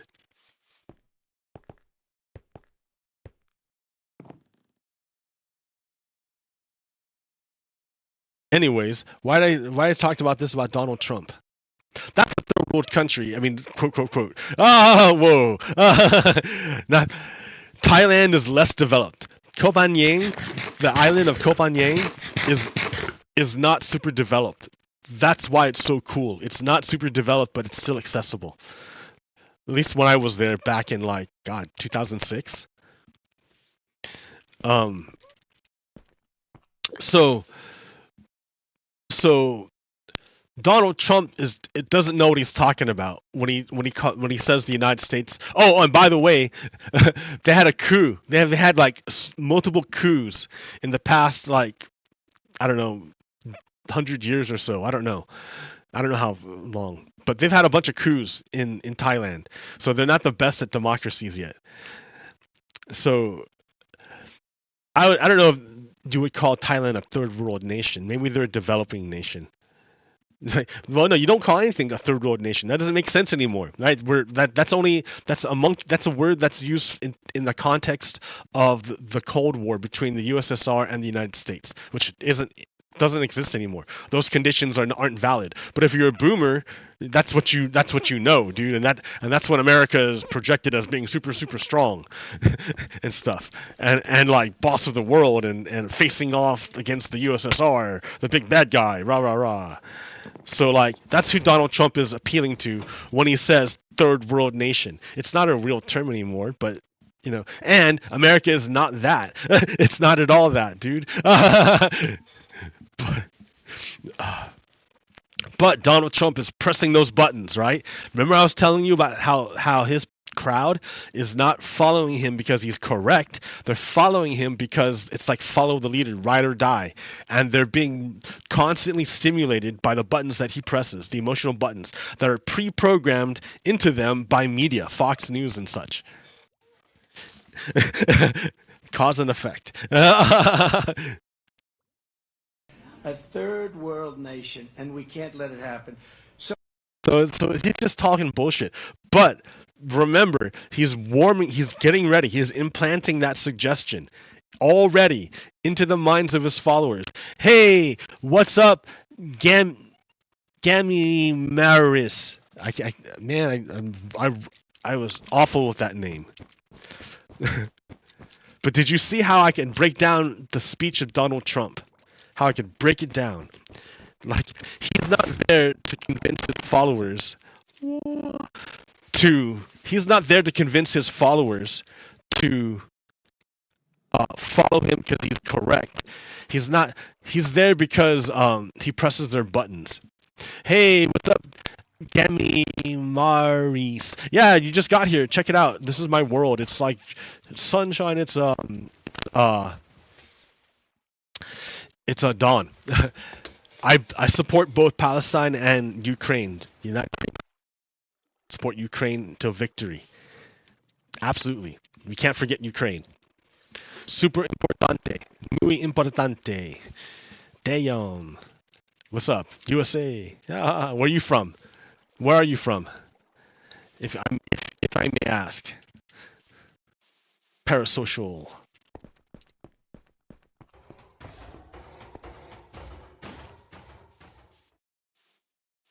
Absolutely. Singapore. Hey. Wow. Hey, that's cool, dude. Excellent. I've not been to Singapore. I've been to Malaysia and Indonesia, but I have not been to Singapore. Oh, I lived in Japan. I don't know if it's similar to Japan. Oh, I've been to Seoul. Korea, South Korea. But not Singapore. Never been to Singapore. So, how are you?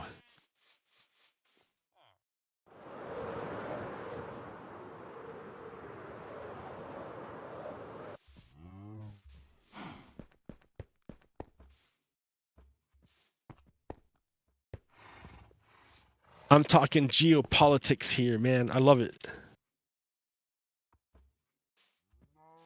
Hey, how cool is that? That's funny. Yeah, I'm just talking geopolitics. It might be but U.S. politics mainly. It might be interesting to you, maybe, but I don't know. I don't know why. I'm basically ranting against Donald Trump, and exposing him for the fraud that he is. Ha ha ha ha ha. And that he uses just mind control techniques to get his people to follow along. Um, this is like a U.S. centric stream for the moment. Like, I talk about, like, yeah, I don't know if the Ukraine war is at all interesting, or the Russian invasion of Ukraine is that all interesting to you. I don't know what would be interesting to you. Russia, I think. Well, hey, climate change, right? Climate change. What about climate change? Because Singapore is an island nation. You guys would be affected by climate change, and the energy of the world is what contributes to climate change, and is going to like drown out the island nations. And it's going to be awful for them. They're the ones most at risk at climate change, and they're the ones who like use the least amount of fossil fuels. So it seems kind of ridiculous that that so you have to look, all right, what countries are interested in fossil fuels?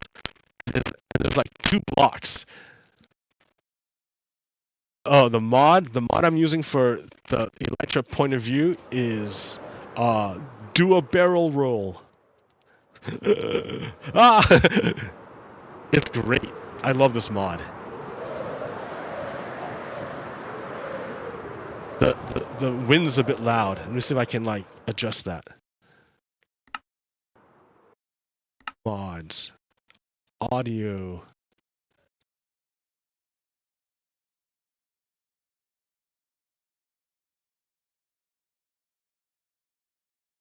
Sounds be gone.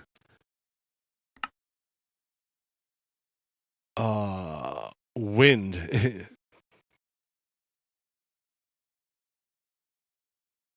Maybe I can.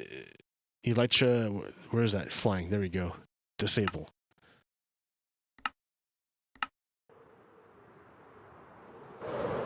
Oh no, it's not disabled. Well, I'll handle it later. It looks so trippy, right? So the other thing that I'm running is rethinking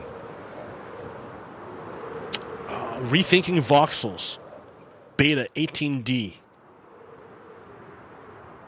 and that's the thing that gives it really nice shadows.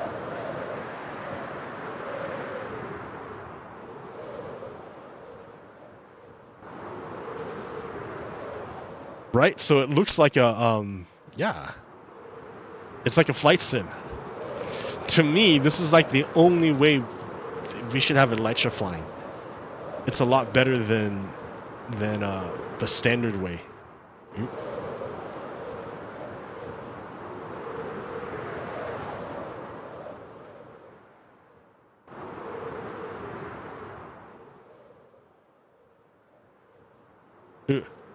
Ah.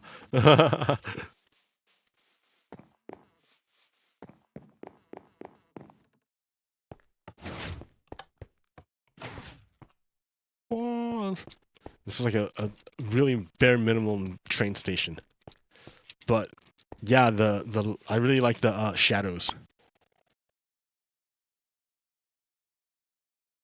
The light moves. Probably excessive shadow or excessive torches here, but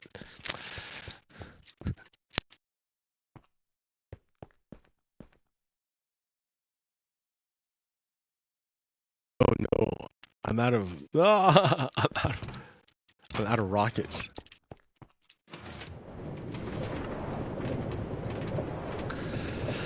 So yeah, what else do I talk about, man?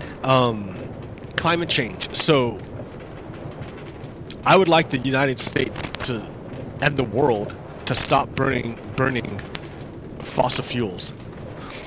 I think the only way we can do it is through nuclear power. So I think we need a resurgence of nuclear power in order to maintain our current energy use and stop climate change. So loud. Can I turn it down? Not just here. Options. Tweaking sound. Players.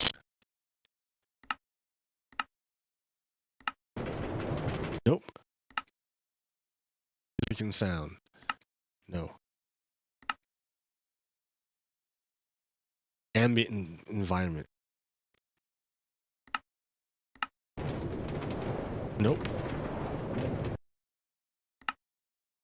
Dude, something's wrong. I'm not even flying and it's still whispering. Let's see.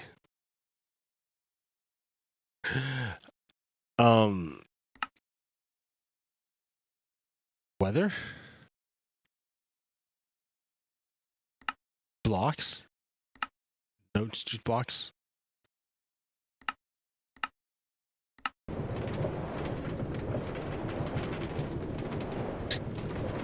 It doesn't work. Everything's low.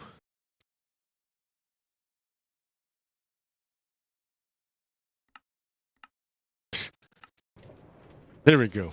All right. Whew. So, what was I talking about? All sorts of. Oh yeah. Nuclear power. There's other kinds of nuclear power other than the ones being proposed. Uh, one of them is a molten salt nuclear reactor that China is working on. They have a prototype, but now I haven't heard anything new about it since it's been going. So I don't know how. I don't know if they're having problems with it, if it failed, if they're. I don't know what happened because they got quiet. I haven't seen anything on the internet about it, at least. But they were supposed to turn it on, and then they turned it on like a year ago, man. So I don't know if maybe they just need time to see if it keeps running or if they ran into problems. I don't know what happened. Maybe it was so awesome that they're like, oh yeah, we're not going to tell anyone about it anymore. No, we're keeping this for ourselves.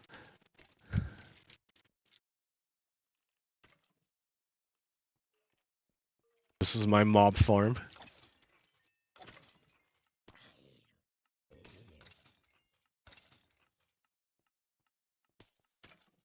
So fascism is bad. What I'm saying.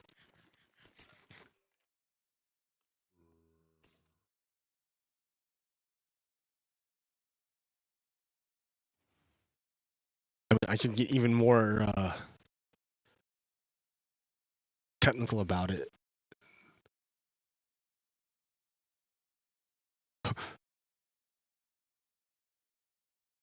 Oh, hey, yeah, check this one out.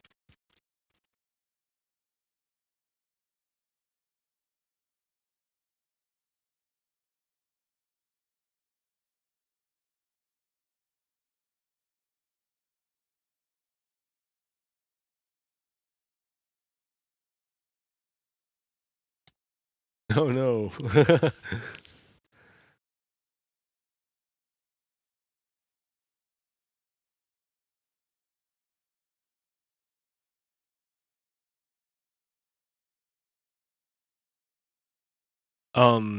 Yeah, here, what else can I talk about?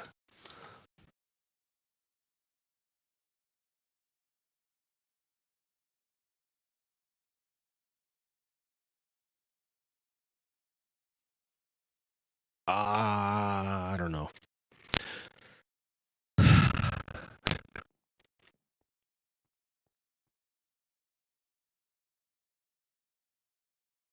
Hey, wise mystic tree, I remember you from another time. Wise mystical tree.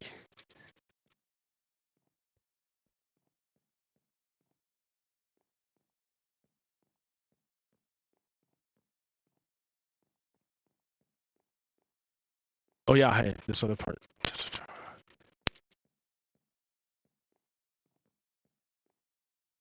Can't jump over the fence.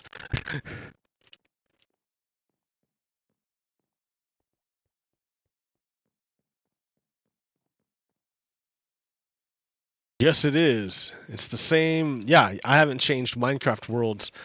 Like it's a new season, but it's the same old world. Ah! I just don't want to keep going up keep going up in episode numbers.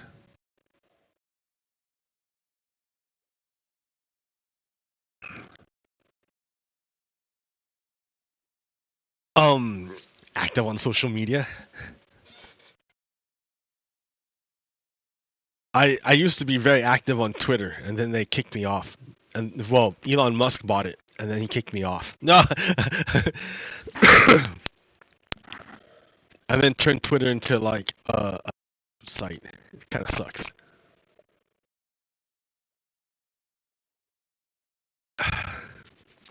But yeah, what else do I got here? That's nice and happy. Man, yeah, it's been a long time since I've had nice and happy stuff. Nice and happy stuff. Nice and happy stuff. Yeah, I can sing Christmas carols. Come on, it's lovely when the first laid right together with you. This isn't very Christmassy.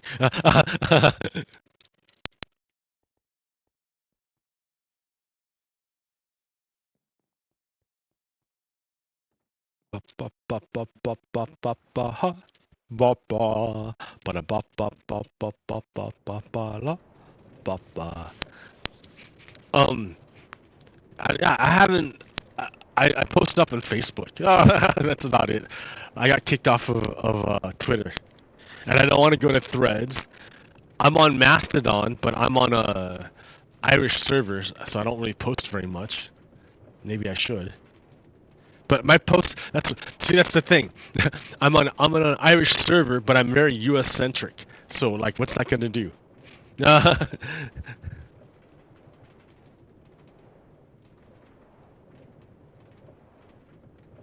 um and I was comparing the United States to Israel and connecting the two. Ugh. What? Infrastructure. With Minecraft magic. That's how it works. Well, you can't really see it. But yeah. Um what else is going on? Yeah, Christmas songs.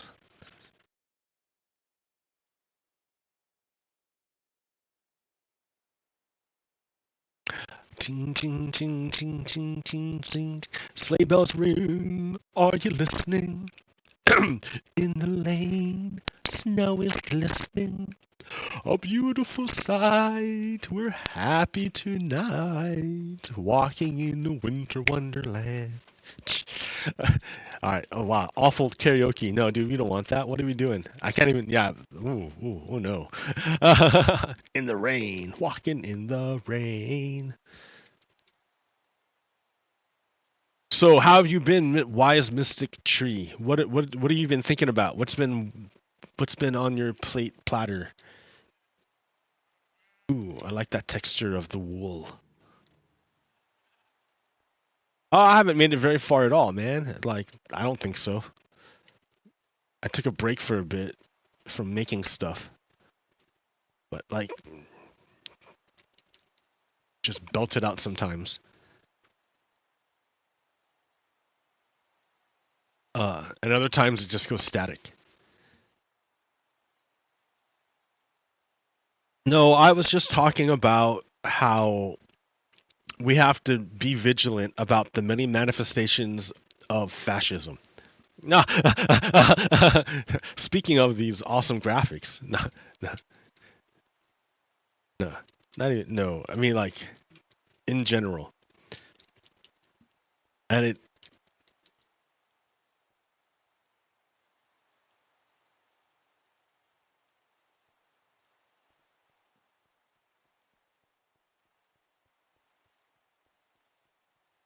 me, I got sick for like 2 weeks, 3 weeks. I got sick, and it wrecked my plans to fly home to see my family for Christmas or for Thanksgiving, but it got postponed to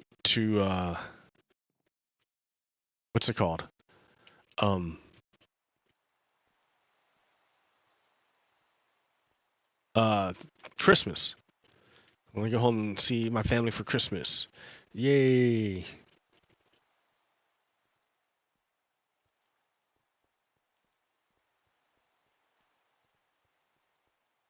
Yeah, I like the frog lights a lot. These frog lights are great, and they work because it's colored lighting. But this is the only pack that I have that has colored lighting. I don't know how to get. I mean, I guess there's a couple other ones that you can pay money for to get colored lighting. But I'm a try before you buy kind of guy.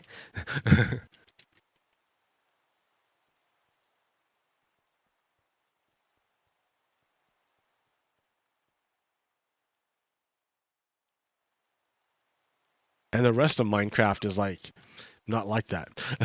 So I don't know if that goes against the community or what.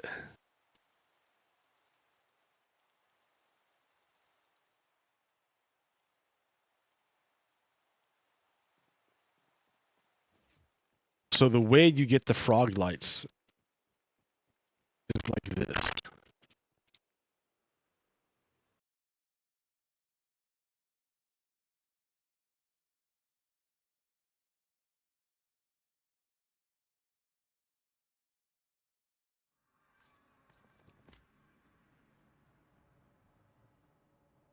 Train station.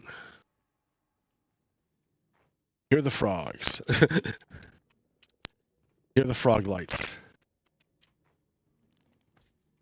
So essentially, when I'm not standing right next to it, like when I'm like over here more,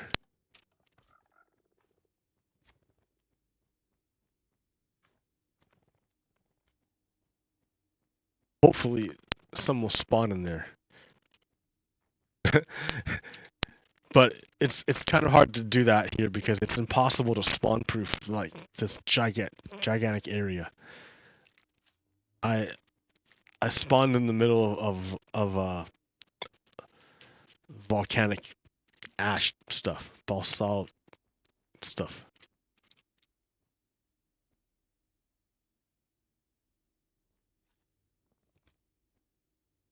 Yeah, I I don't know. Minecraft, I just kind of stick with it because it's like virtual reality.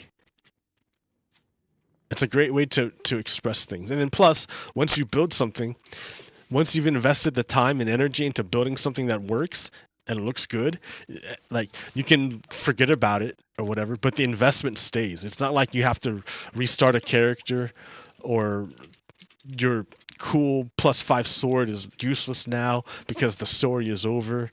Like it stays there. Like I built this train station a long ass time ago, and I spent a lot of time making it, and it works great. But like I got tired of Minecraft, so I stopped playing. But now I came back, and it's still here. What a great game!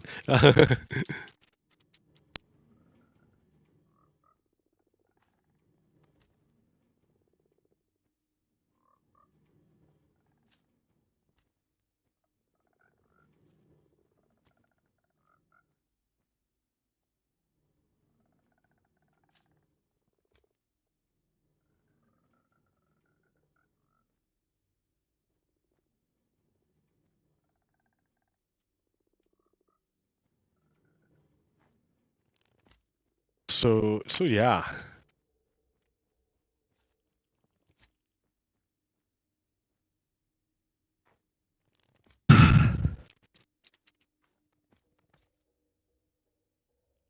Um, what else do I have to talk about? Ba, ba.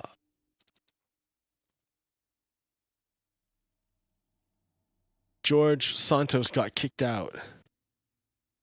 Oh man, I would be talking shit about my own neighborhood. Do I really like half the people here? Do I really want to do that? I already did it on Facebook.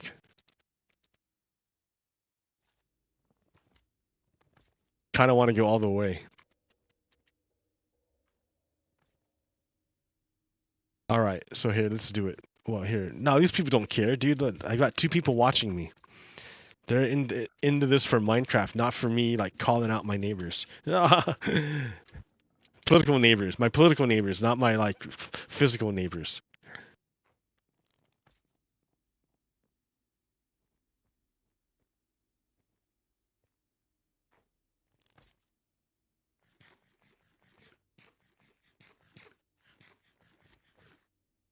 Yeah, I mean, like,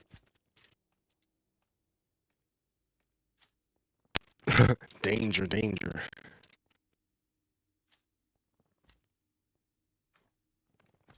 So Wise Mystic Tree says the one thing about Minecraft is the mechanics are hard to learn. No, man, they're not hard. I don't think the mechanics are hard to learn. It's trial and not even trial and error. Um, all you do is copy. It's mimicking. Just mimic. You look up something on YouTube, like you want to make a item sorter. Well, you play Minecraft, and then you're like, oh, I'm tired of like sorting all my stuff, and then you learn about item sorters. So you make an item sorter, and you don't know how it works. You just know it works, and you keep playing the game, and you play more and more, and you want to make your own stuff, but you don't understand how it works. So you look it up and you find it, and then like you find out, oh, it works. So then you find out it's like all you do is you copy patterns. There, it's just like it's just a copy. It's just a pattern. That's all. A pattern. Here, like I can. These two blocks are important, so I can like replace them so they're distinct, not just cobblestone. But yeah, and this machine, all it does is it. So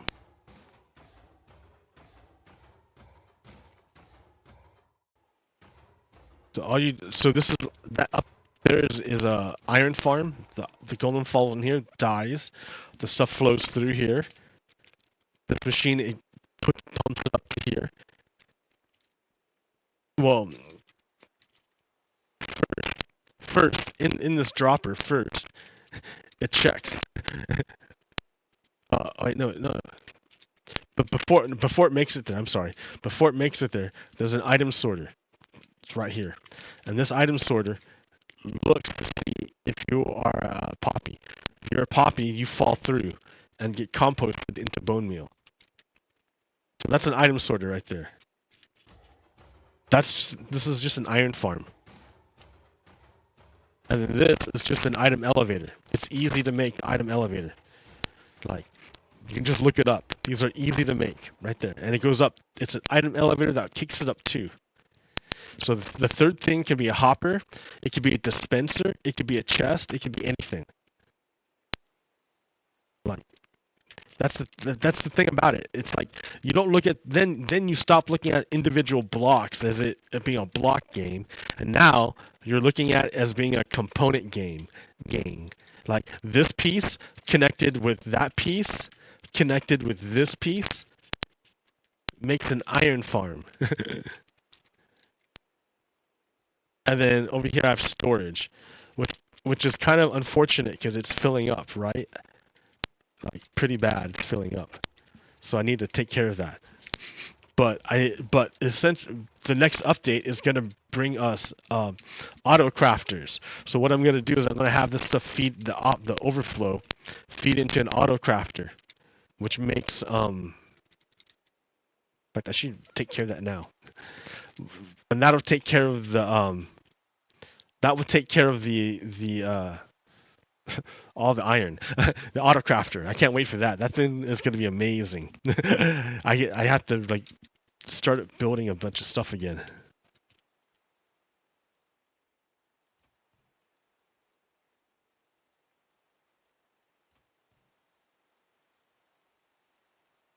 Because I can just start making giant water tunnels across everything.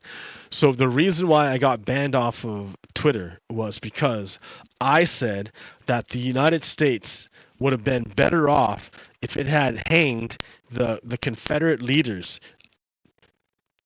instead of letting them back into government. If the United States would have done what every other like country has done to its traitors and the people that tried to overthrow it, then it wouldn't be in the situation it's in. And then Elon Musk and Twitter banned me for that. But it's true. in the Civil War, at the end of the Civil War, instead of allowing the United States didn't hang any of the traitors, didn't punish any of the they took away the property, but that's it. They just took away the property of the Confederates. That's all they did. They didn't kill the leaders. So, because they didn't do that, the Confederates went back into government and they reinstituted slavery in the form of Jim Crow and the Black Codes. So they just re-implemented the same thing.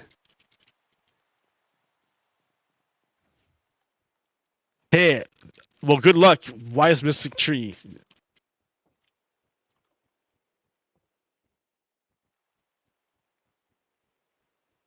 Yeah, your power went down. So pardon me, dude. Sorry about that. I was just telling you about like the stuff going on.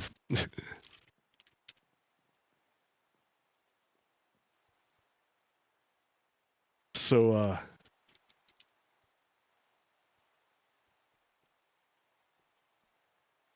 yeah. What was I talking about? I looked at chat and got all confused. Oh yeah. That's why I got kicked off of Twitter.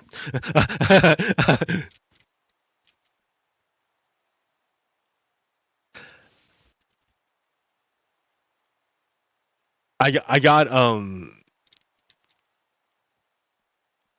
mean my show I have a show about why the United States should apply the death penalty to Donald Trump. It's not a joke. It's, Donald Trump literally tried to overthrow the government and is trying to overthrow the American government again.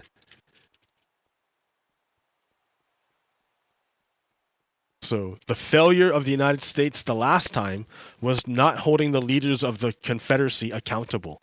So it should not make the same mistake with Donald Trump, who literally tried to overthrow the government on January 6th and tried multiple ways to overthrow the government with less violence, but through corruption instead.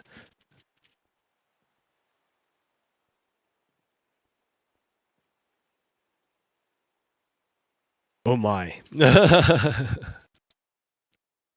Listen to this guy, Rep. Clay Higgins. So, let me say regarding Jack Smith and his request for... Jack Smith is the special prosecutor who is investigating Donald Trump for crimes. He's I believe he's already filed in Washington or in Florida. He's the special prosecutor, and he's filed charges against Donald Trump in Florida related to his theft of U.S. secrets. and then not only his theft of U.S. secrets, but then his hiding of it.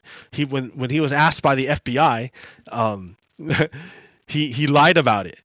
He said he gave them all back, and he didn't. He didn't give back all the boxes. He took some of the boxes, and we know because we keep a record of it, of like what shit there is. so Donald Trump totally stole stuff. So that's who special prosecutor Jack Smith is. He's the guy. He's the lawyer going after Donald Trump in Florida. He's also going after Donald Trump in Washington D.C. for I forgot what is it, incitement of a mob. I'm not sure exactly what the charges are in Washington D.C. But he's also on trial there. So there's at least two places for which Jack Smith is prosecuting Donald Trump. Clay Higgins is a Confederate, white supremacist, American Confederate. He's a white supremacist who wants to overthrow the United States. He's on board with Donald Trump's attempt to overthrow the United States. So check this out. Another list of American citizens under some alleged legitimate investigative effort. Alleged legitimate investigative. What are you talking about? See, he's casting doubt upon the investigation, Jack Smith's investigation. Linguistic games they play, guys. Check it out, dude. It's like Jedi mind games. I consider it a badge of honor to be on another one of Jack Smith's list. So Oh, are you? I think he is. I think he's a collaborator with the coup. So he might. Ooh, that'd be great if he's under investigation. But I, yeah. I just say that his days are numbered. What? What? You just said you might be under investigation for Jack Smith, and then you threaten him? Wow, dude. And American patriots are not going to stand idly by, good sir, and allow our republic to dissolve. We are prepared to fight legally and peacefully and within. What fight? What? What are they talking about? Fight Jack Smith? Who's we? Who are they? Who's he even talking? He's making this giant reference to we. Who is that? It's not defined. Jack Smith isn't coming after the American, the regular person. He's going after the people who tried to overthrow the government. That's Donald Trump. And if he's if he's indicated that this guy is under investigation for trying to overthrow the government, why should we be trusting what he says? Why would we be listening to what he says if he's a criminal? If he's also indicted?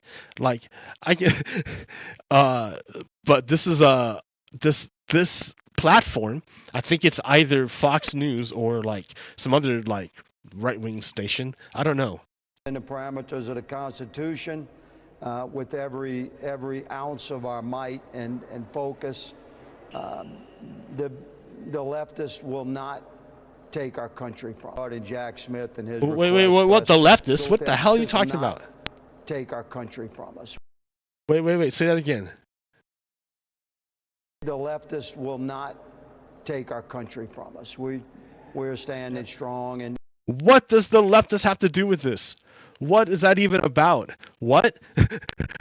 What did the leftists have to do with Jack Smith going after Donald Trump for stealing U.S. secrets, which everyone knows he did? He admitted to it. Huh?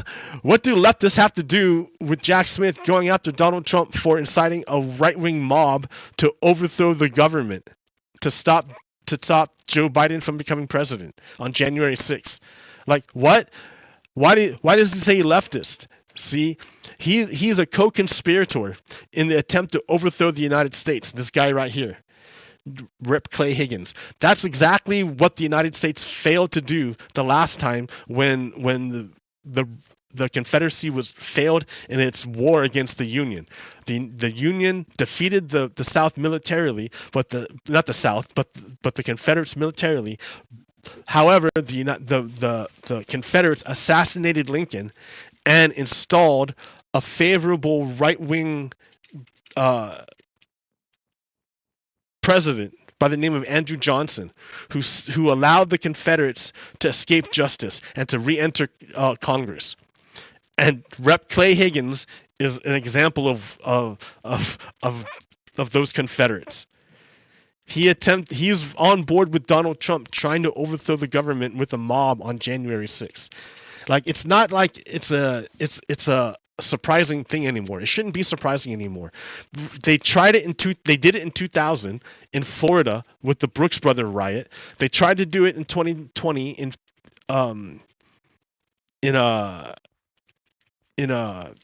DC and in Pittsburgh, where they sent like mobs to go harass the election workers. I mean, he's riling up people to go hate on the election workers as it is. I mean, the guy is no friend of democracy.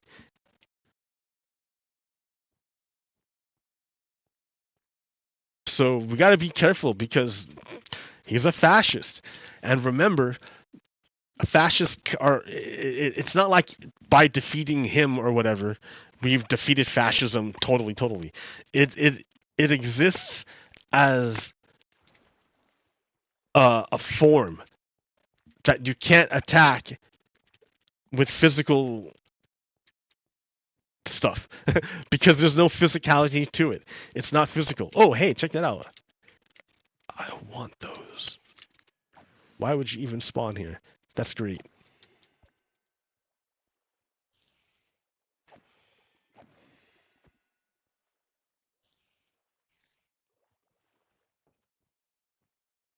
You can't do that actually. No. Okay. So here. Da-da-da. I've got no one watching anymore.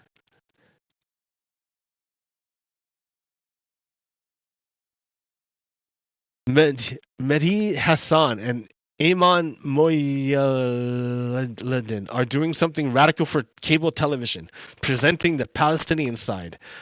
You know, how great is that, right? And then number two.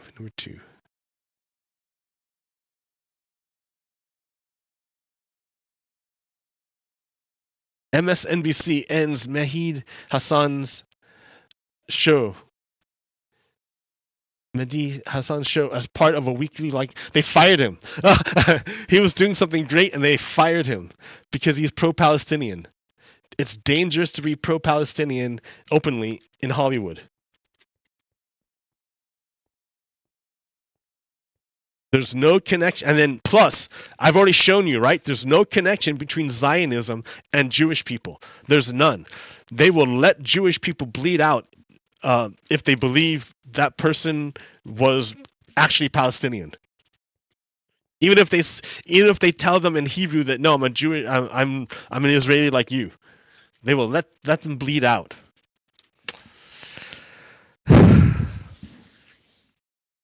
Because it's fascism. It's the same thing.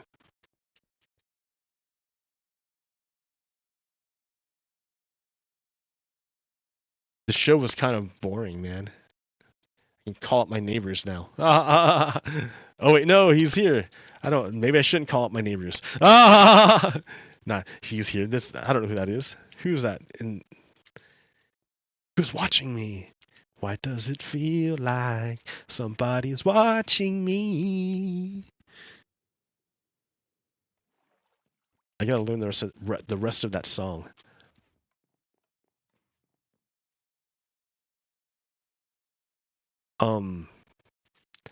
Here's something that is scary to me. All right. So in the United States, we have this cult. It's a cult. There's no other way to describe it. It's a cult. The cult is called QAnon. And it's here, I'm gonna go make some tea. I'm gonna keep talking though and watch the sunrise. It's this cult called QAnon. And who is QAnon? It's nobody, right? It's nobody. Nobody's there. It's anybody. There's no actual answer to who is QAnon because the person never actually existed. It's an anonymous internet account, and it could be anybody. Anyone can pick up the monkey of QAnon and say something, and it's up to the will of the the people watching to say if they want to believe it or not. And for a lot of people, and it doesn't matter. And the thing about being a QAnon is that you have to be really, really ambiguous, because if you're too accurate about or too specific about stuff, then nothing comes true. And even if the things you do predict, nothing comes true. All the QAnon person says is, "Oh, just trust in the plan and wait," and so they keep waiting for it. So it's pretty dumb. But essentially, it's a anti-Jewish, it's an anti-Semitical, white supremacist thing, QAnon. So, but there's people who believe in it, and that's what's scary, right? And they want to and then it's. So we had an election here in Salem, in Marion County, and it turns out in 2022, the winner in this district was Joe Ray Perkins. They won the majority of the votes in this district. Joe Ray Perkins, so they want this person to become the U.S. Senator over and then Ron Wyden was number 2, right? I voted for Ron Wyden. Okay. So Who is Jody Ray Perkins? Who is that? I did a little search on that, right? And they're on Wikipedia. So check that out. Joe Ray Perkins is an American perennial candidate who was this unsuccessful Republican nominee for both the 2020 U.S. Senate election and 2022 U.S. Senate election in Oregon. Perkins lives in Albany, who cares? And has received national attention for her belief in QAnon. Oh, shit. Perkins supports the QAnon conspiracy theory and has participated in it since at least 2018. During Perkins' victory speech for the Oregon Republican Senate primary, she repeatedly invoked a catchphrase associated with the QAnon conspiracy theory and expressed appreciation for the QAnon supporters whom she met during her campaign. In this victory video, which was subsequently deleted, Perkins said, "I stand with President Trump.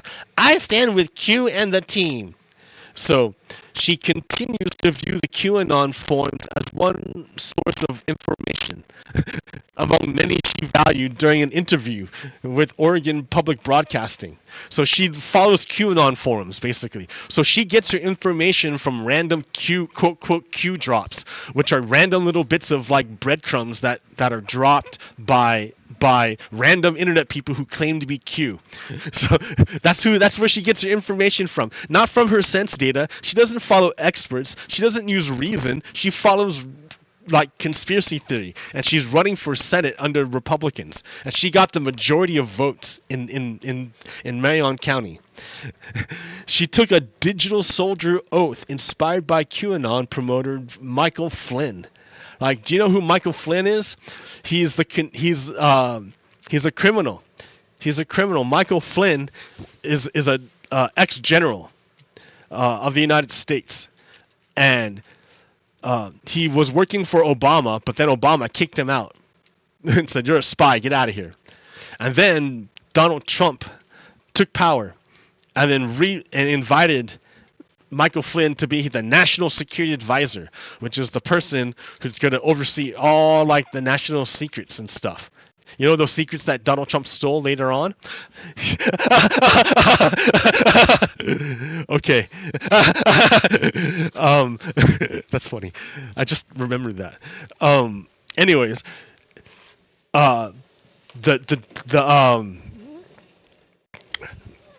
Deputy Attorney General Sally Yates said, "Hey guys, Michael Flynn's a spy to the Trump administration." So they're like, "You should get rid of Michael Flynn because he's not going to be able to like work in the government because he's a spy." And Donald Trump ignored her 2-3 times. Then somehow the press got a word of it that Michael Flynn was a spy, and then so Donald Trump was forced to fire Michael Flynn. And then so Michael Flynn was fired.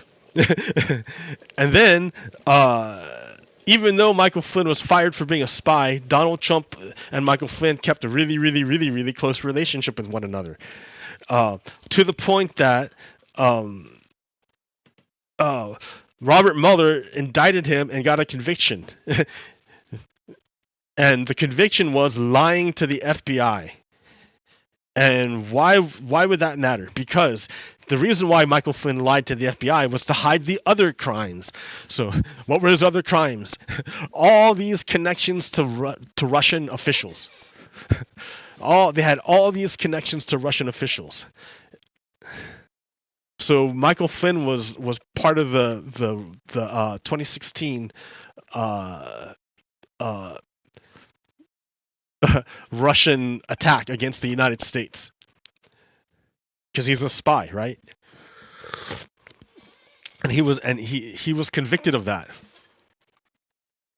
He was convicted of that. But President Trump pardoned his conviction, Michael Flynn. So even though he's a traitor and he's a criminal, he's been pardoned by Donald Trump. Says co-conspirator. Why would Donald Trump pardon Michael Flynn? Because Michael Flynn didn't rat on Donald Trump. Because they worked together to get Donald Trump into power. Michael Flynn with the Russians and Donald Trump worked together to get Donald Trump the presidency.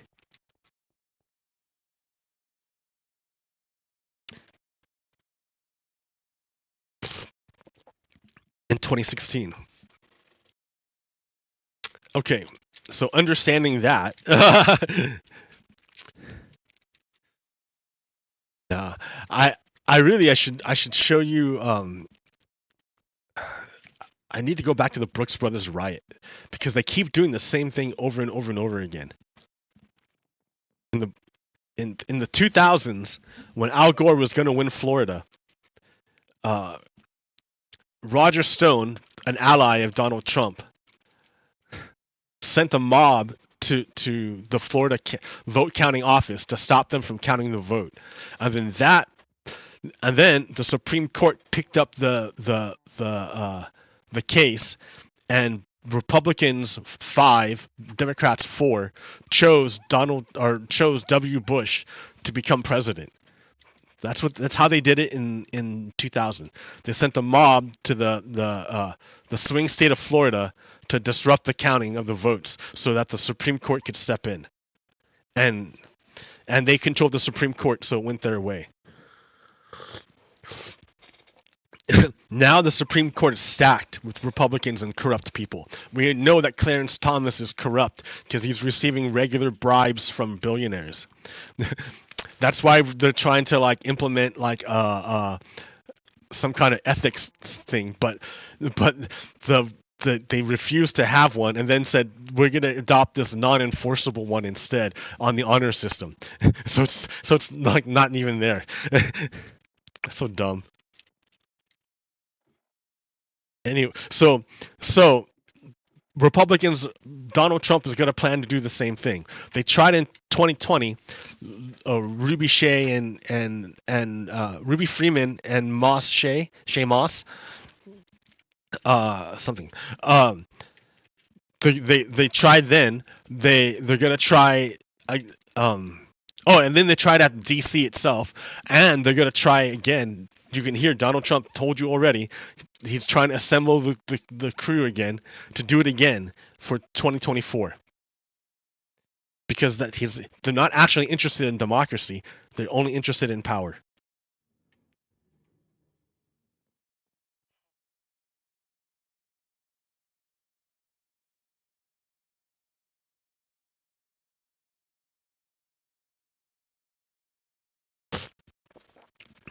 That's the danger, guys. White supremacists don't care about truth or anything.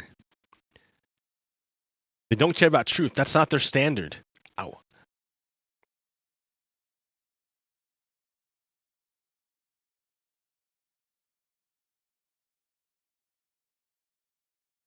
Donald Trump is fooling all of these people. And the way he does it is that they're pre-programmed to have emotional responses to keywords. And then all Donald Trump has to do is to masterfully press those keywords, those emotional buttons and triggers, to keep his flock in line and connected. And it's emotional. It's not at all rational. There's no reason to it. You can't present proof. You can't that won't do it because it's not rational. It's purely emotional. It's programmed through triggers on Fox News. They just do it over and over and over again to create an emotional trigger.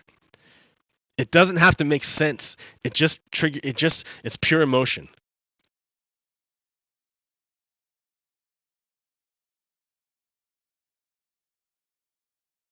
Like this guy I was talking to a while ago. Like we're trying to understand why healthcare was so expensive in the United States. And I couldn't talk to him anymore because he started talking about Nancy Pelosi, and even though she's not the Speaker of the House anymore, she's got like no power whatsoever. But for him, even bringing up the topic of healthcare elicits an emotional response that has no connection to reality. It's just pure emotion. If you how do you condition someone like that? I mean, through media, dude, through mass media. I mean, I like. I hope you watched the show from the beginning so you could see how I explain how Donald Trump uses his the keywords, how he just uses keywords that strung together in a certain way to elicit emotional responses. To and then in the middle of it, he implants a command. Or a suggestion, which is go to the swing states to contest the election, the count of the election. He like it's easy how he does that.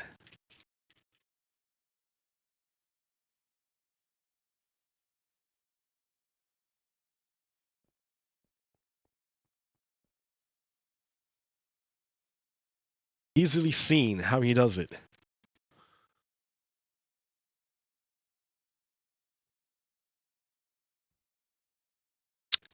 Trump is broke, dude. Trump has no money. So this is from November 29th, a couple days ago. Trump breaks court ruling by moving 40 million from Trump organization to personal bank account. Donald Trump has been accused of using his company's funds to pay his tax and legal bills in a breach of court ruling that requires him to notify a financial auditor before withdrawing cash.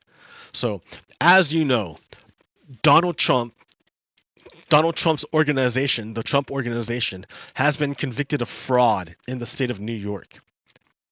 So now it's already happened. Now we're dealing with the now we're dealing with the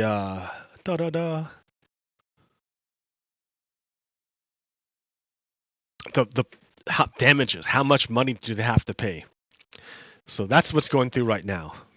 But part of the punishment is that they cannot, it's Trump org was supposed to be a trust fund, not a personal bank account to where you can just use it for slush funds to do whatever you want with it.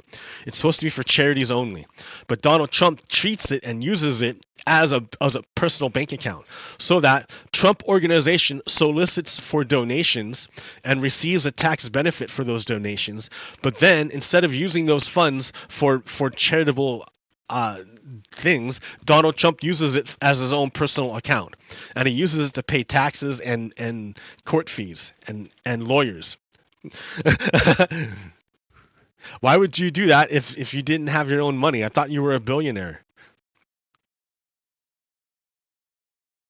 But now that he broke the ruling, because they found out they're watching him as he did it, but he's so used to acting with impunity that he thought he could get away with it after he was ordered not to do it. So now he's got, to pay this other fine or whatever because he broke the ruling. I don't know what's going to happen. I don't know. Clay Higgins is another rep priming his audience for violence. You can understand they're just using emotional keywords to rile up people. Clay Higgins does it too if I want to separate it out, but I don't want to listen to him again. Okay. Yeah, dudes, I don't know. Shiny, happy people holding hands. There was a grand opening of a new bar that people I knew they were performing at, and if I were full of energy, I would have went and supported them. But I'm lazy. I don't want to go. It was dark and rainy.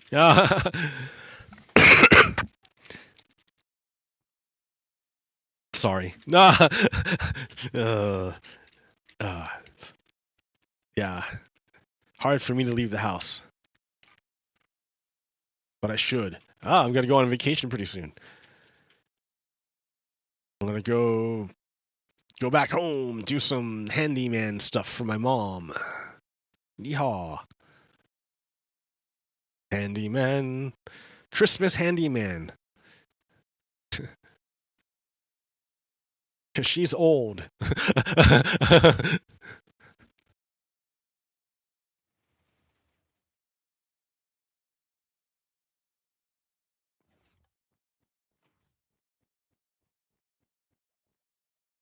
Let's see. Do I got anything else for you? Not really, man. Israel, United States are tied together. You got to take care of it. I mean, like, solve this paradox in the United States and in Israel. Both have paradoxes, right? Look at these settlers, these extremist settlers.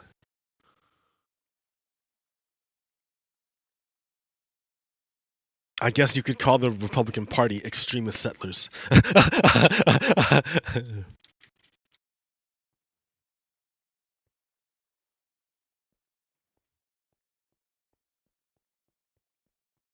I don't know. I don't know.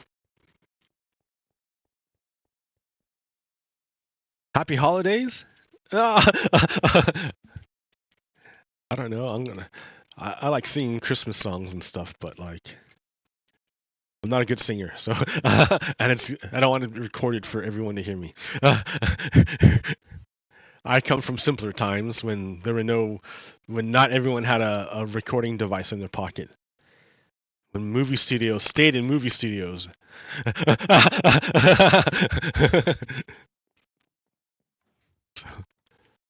All right. I will talk.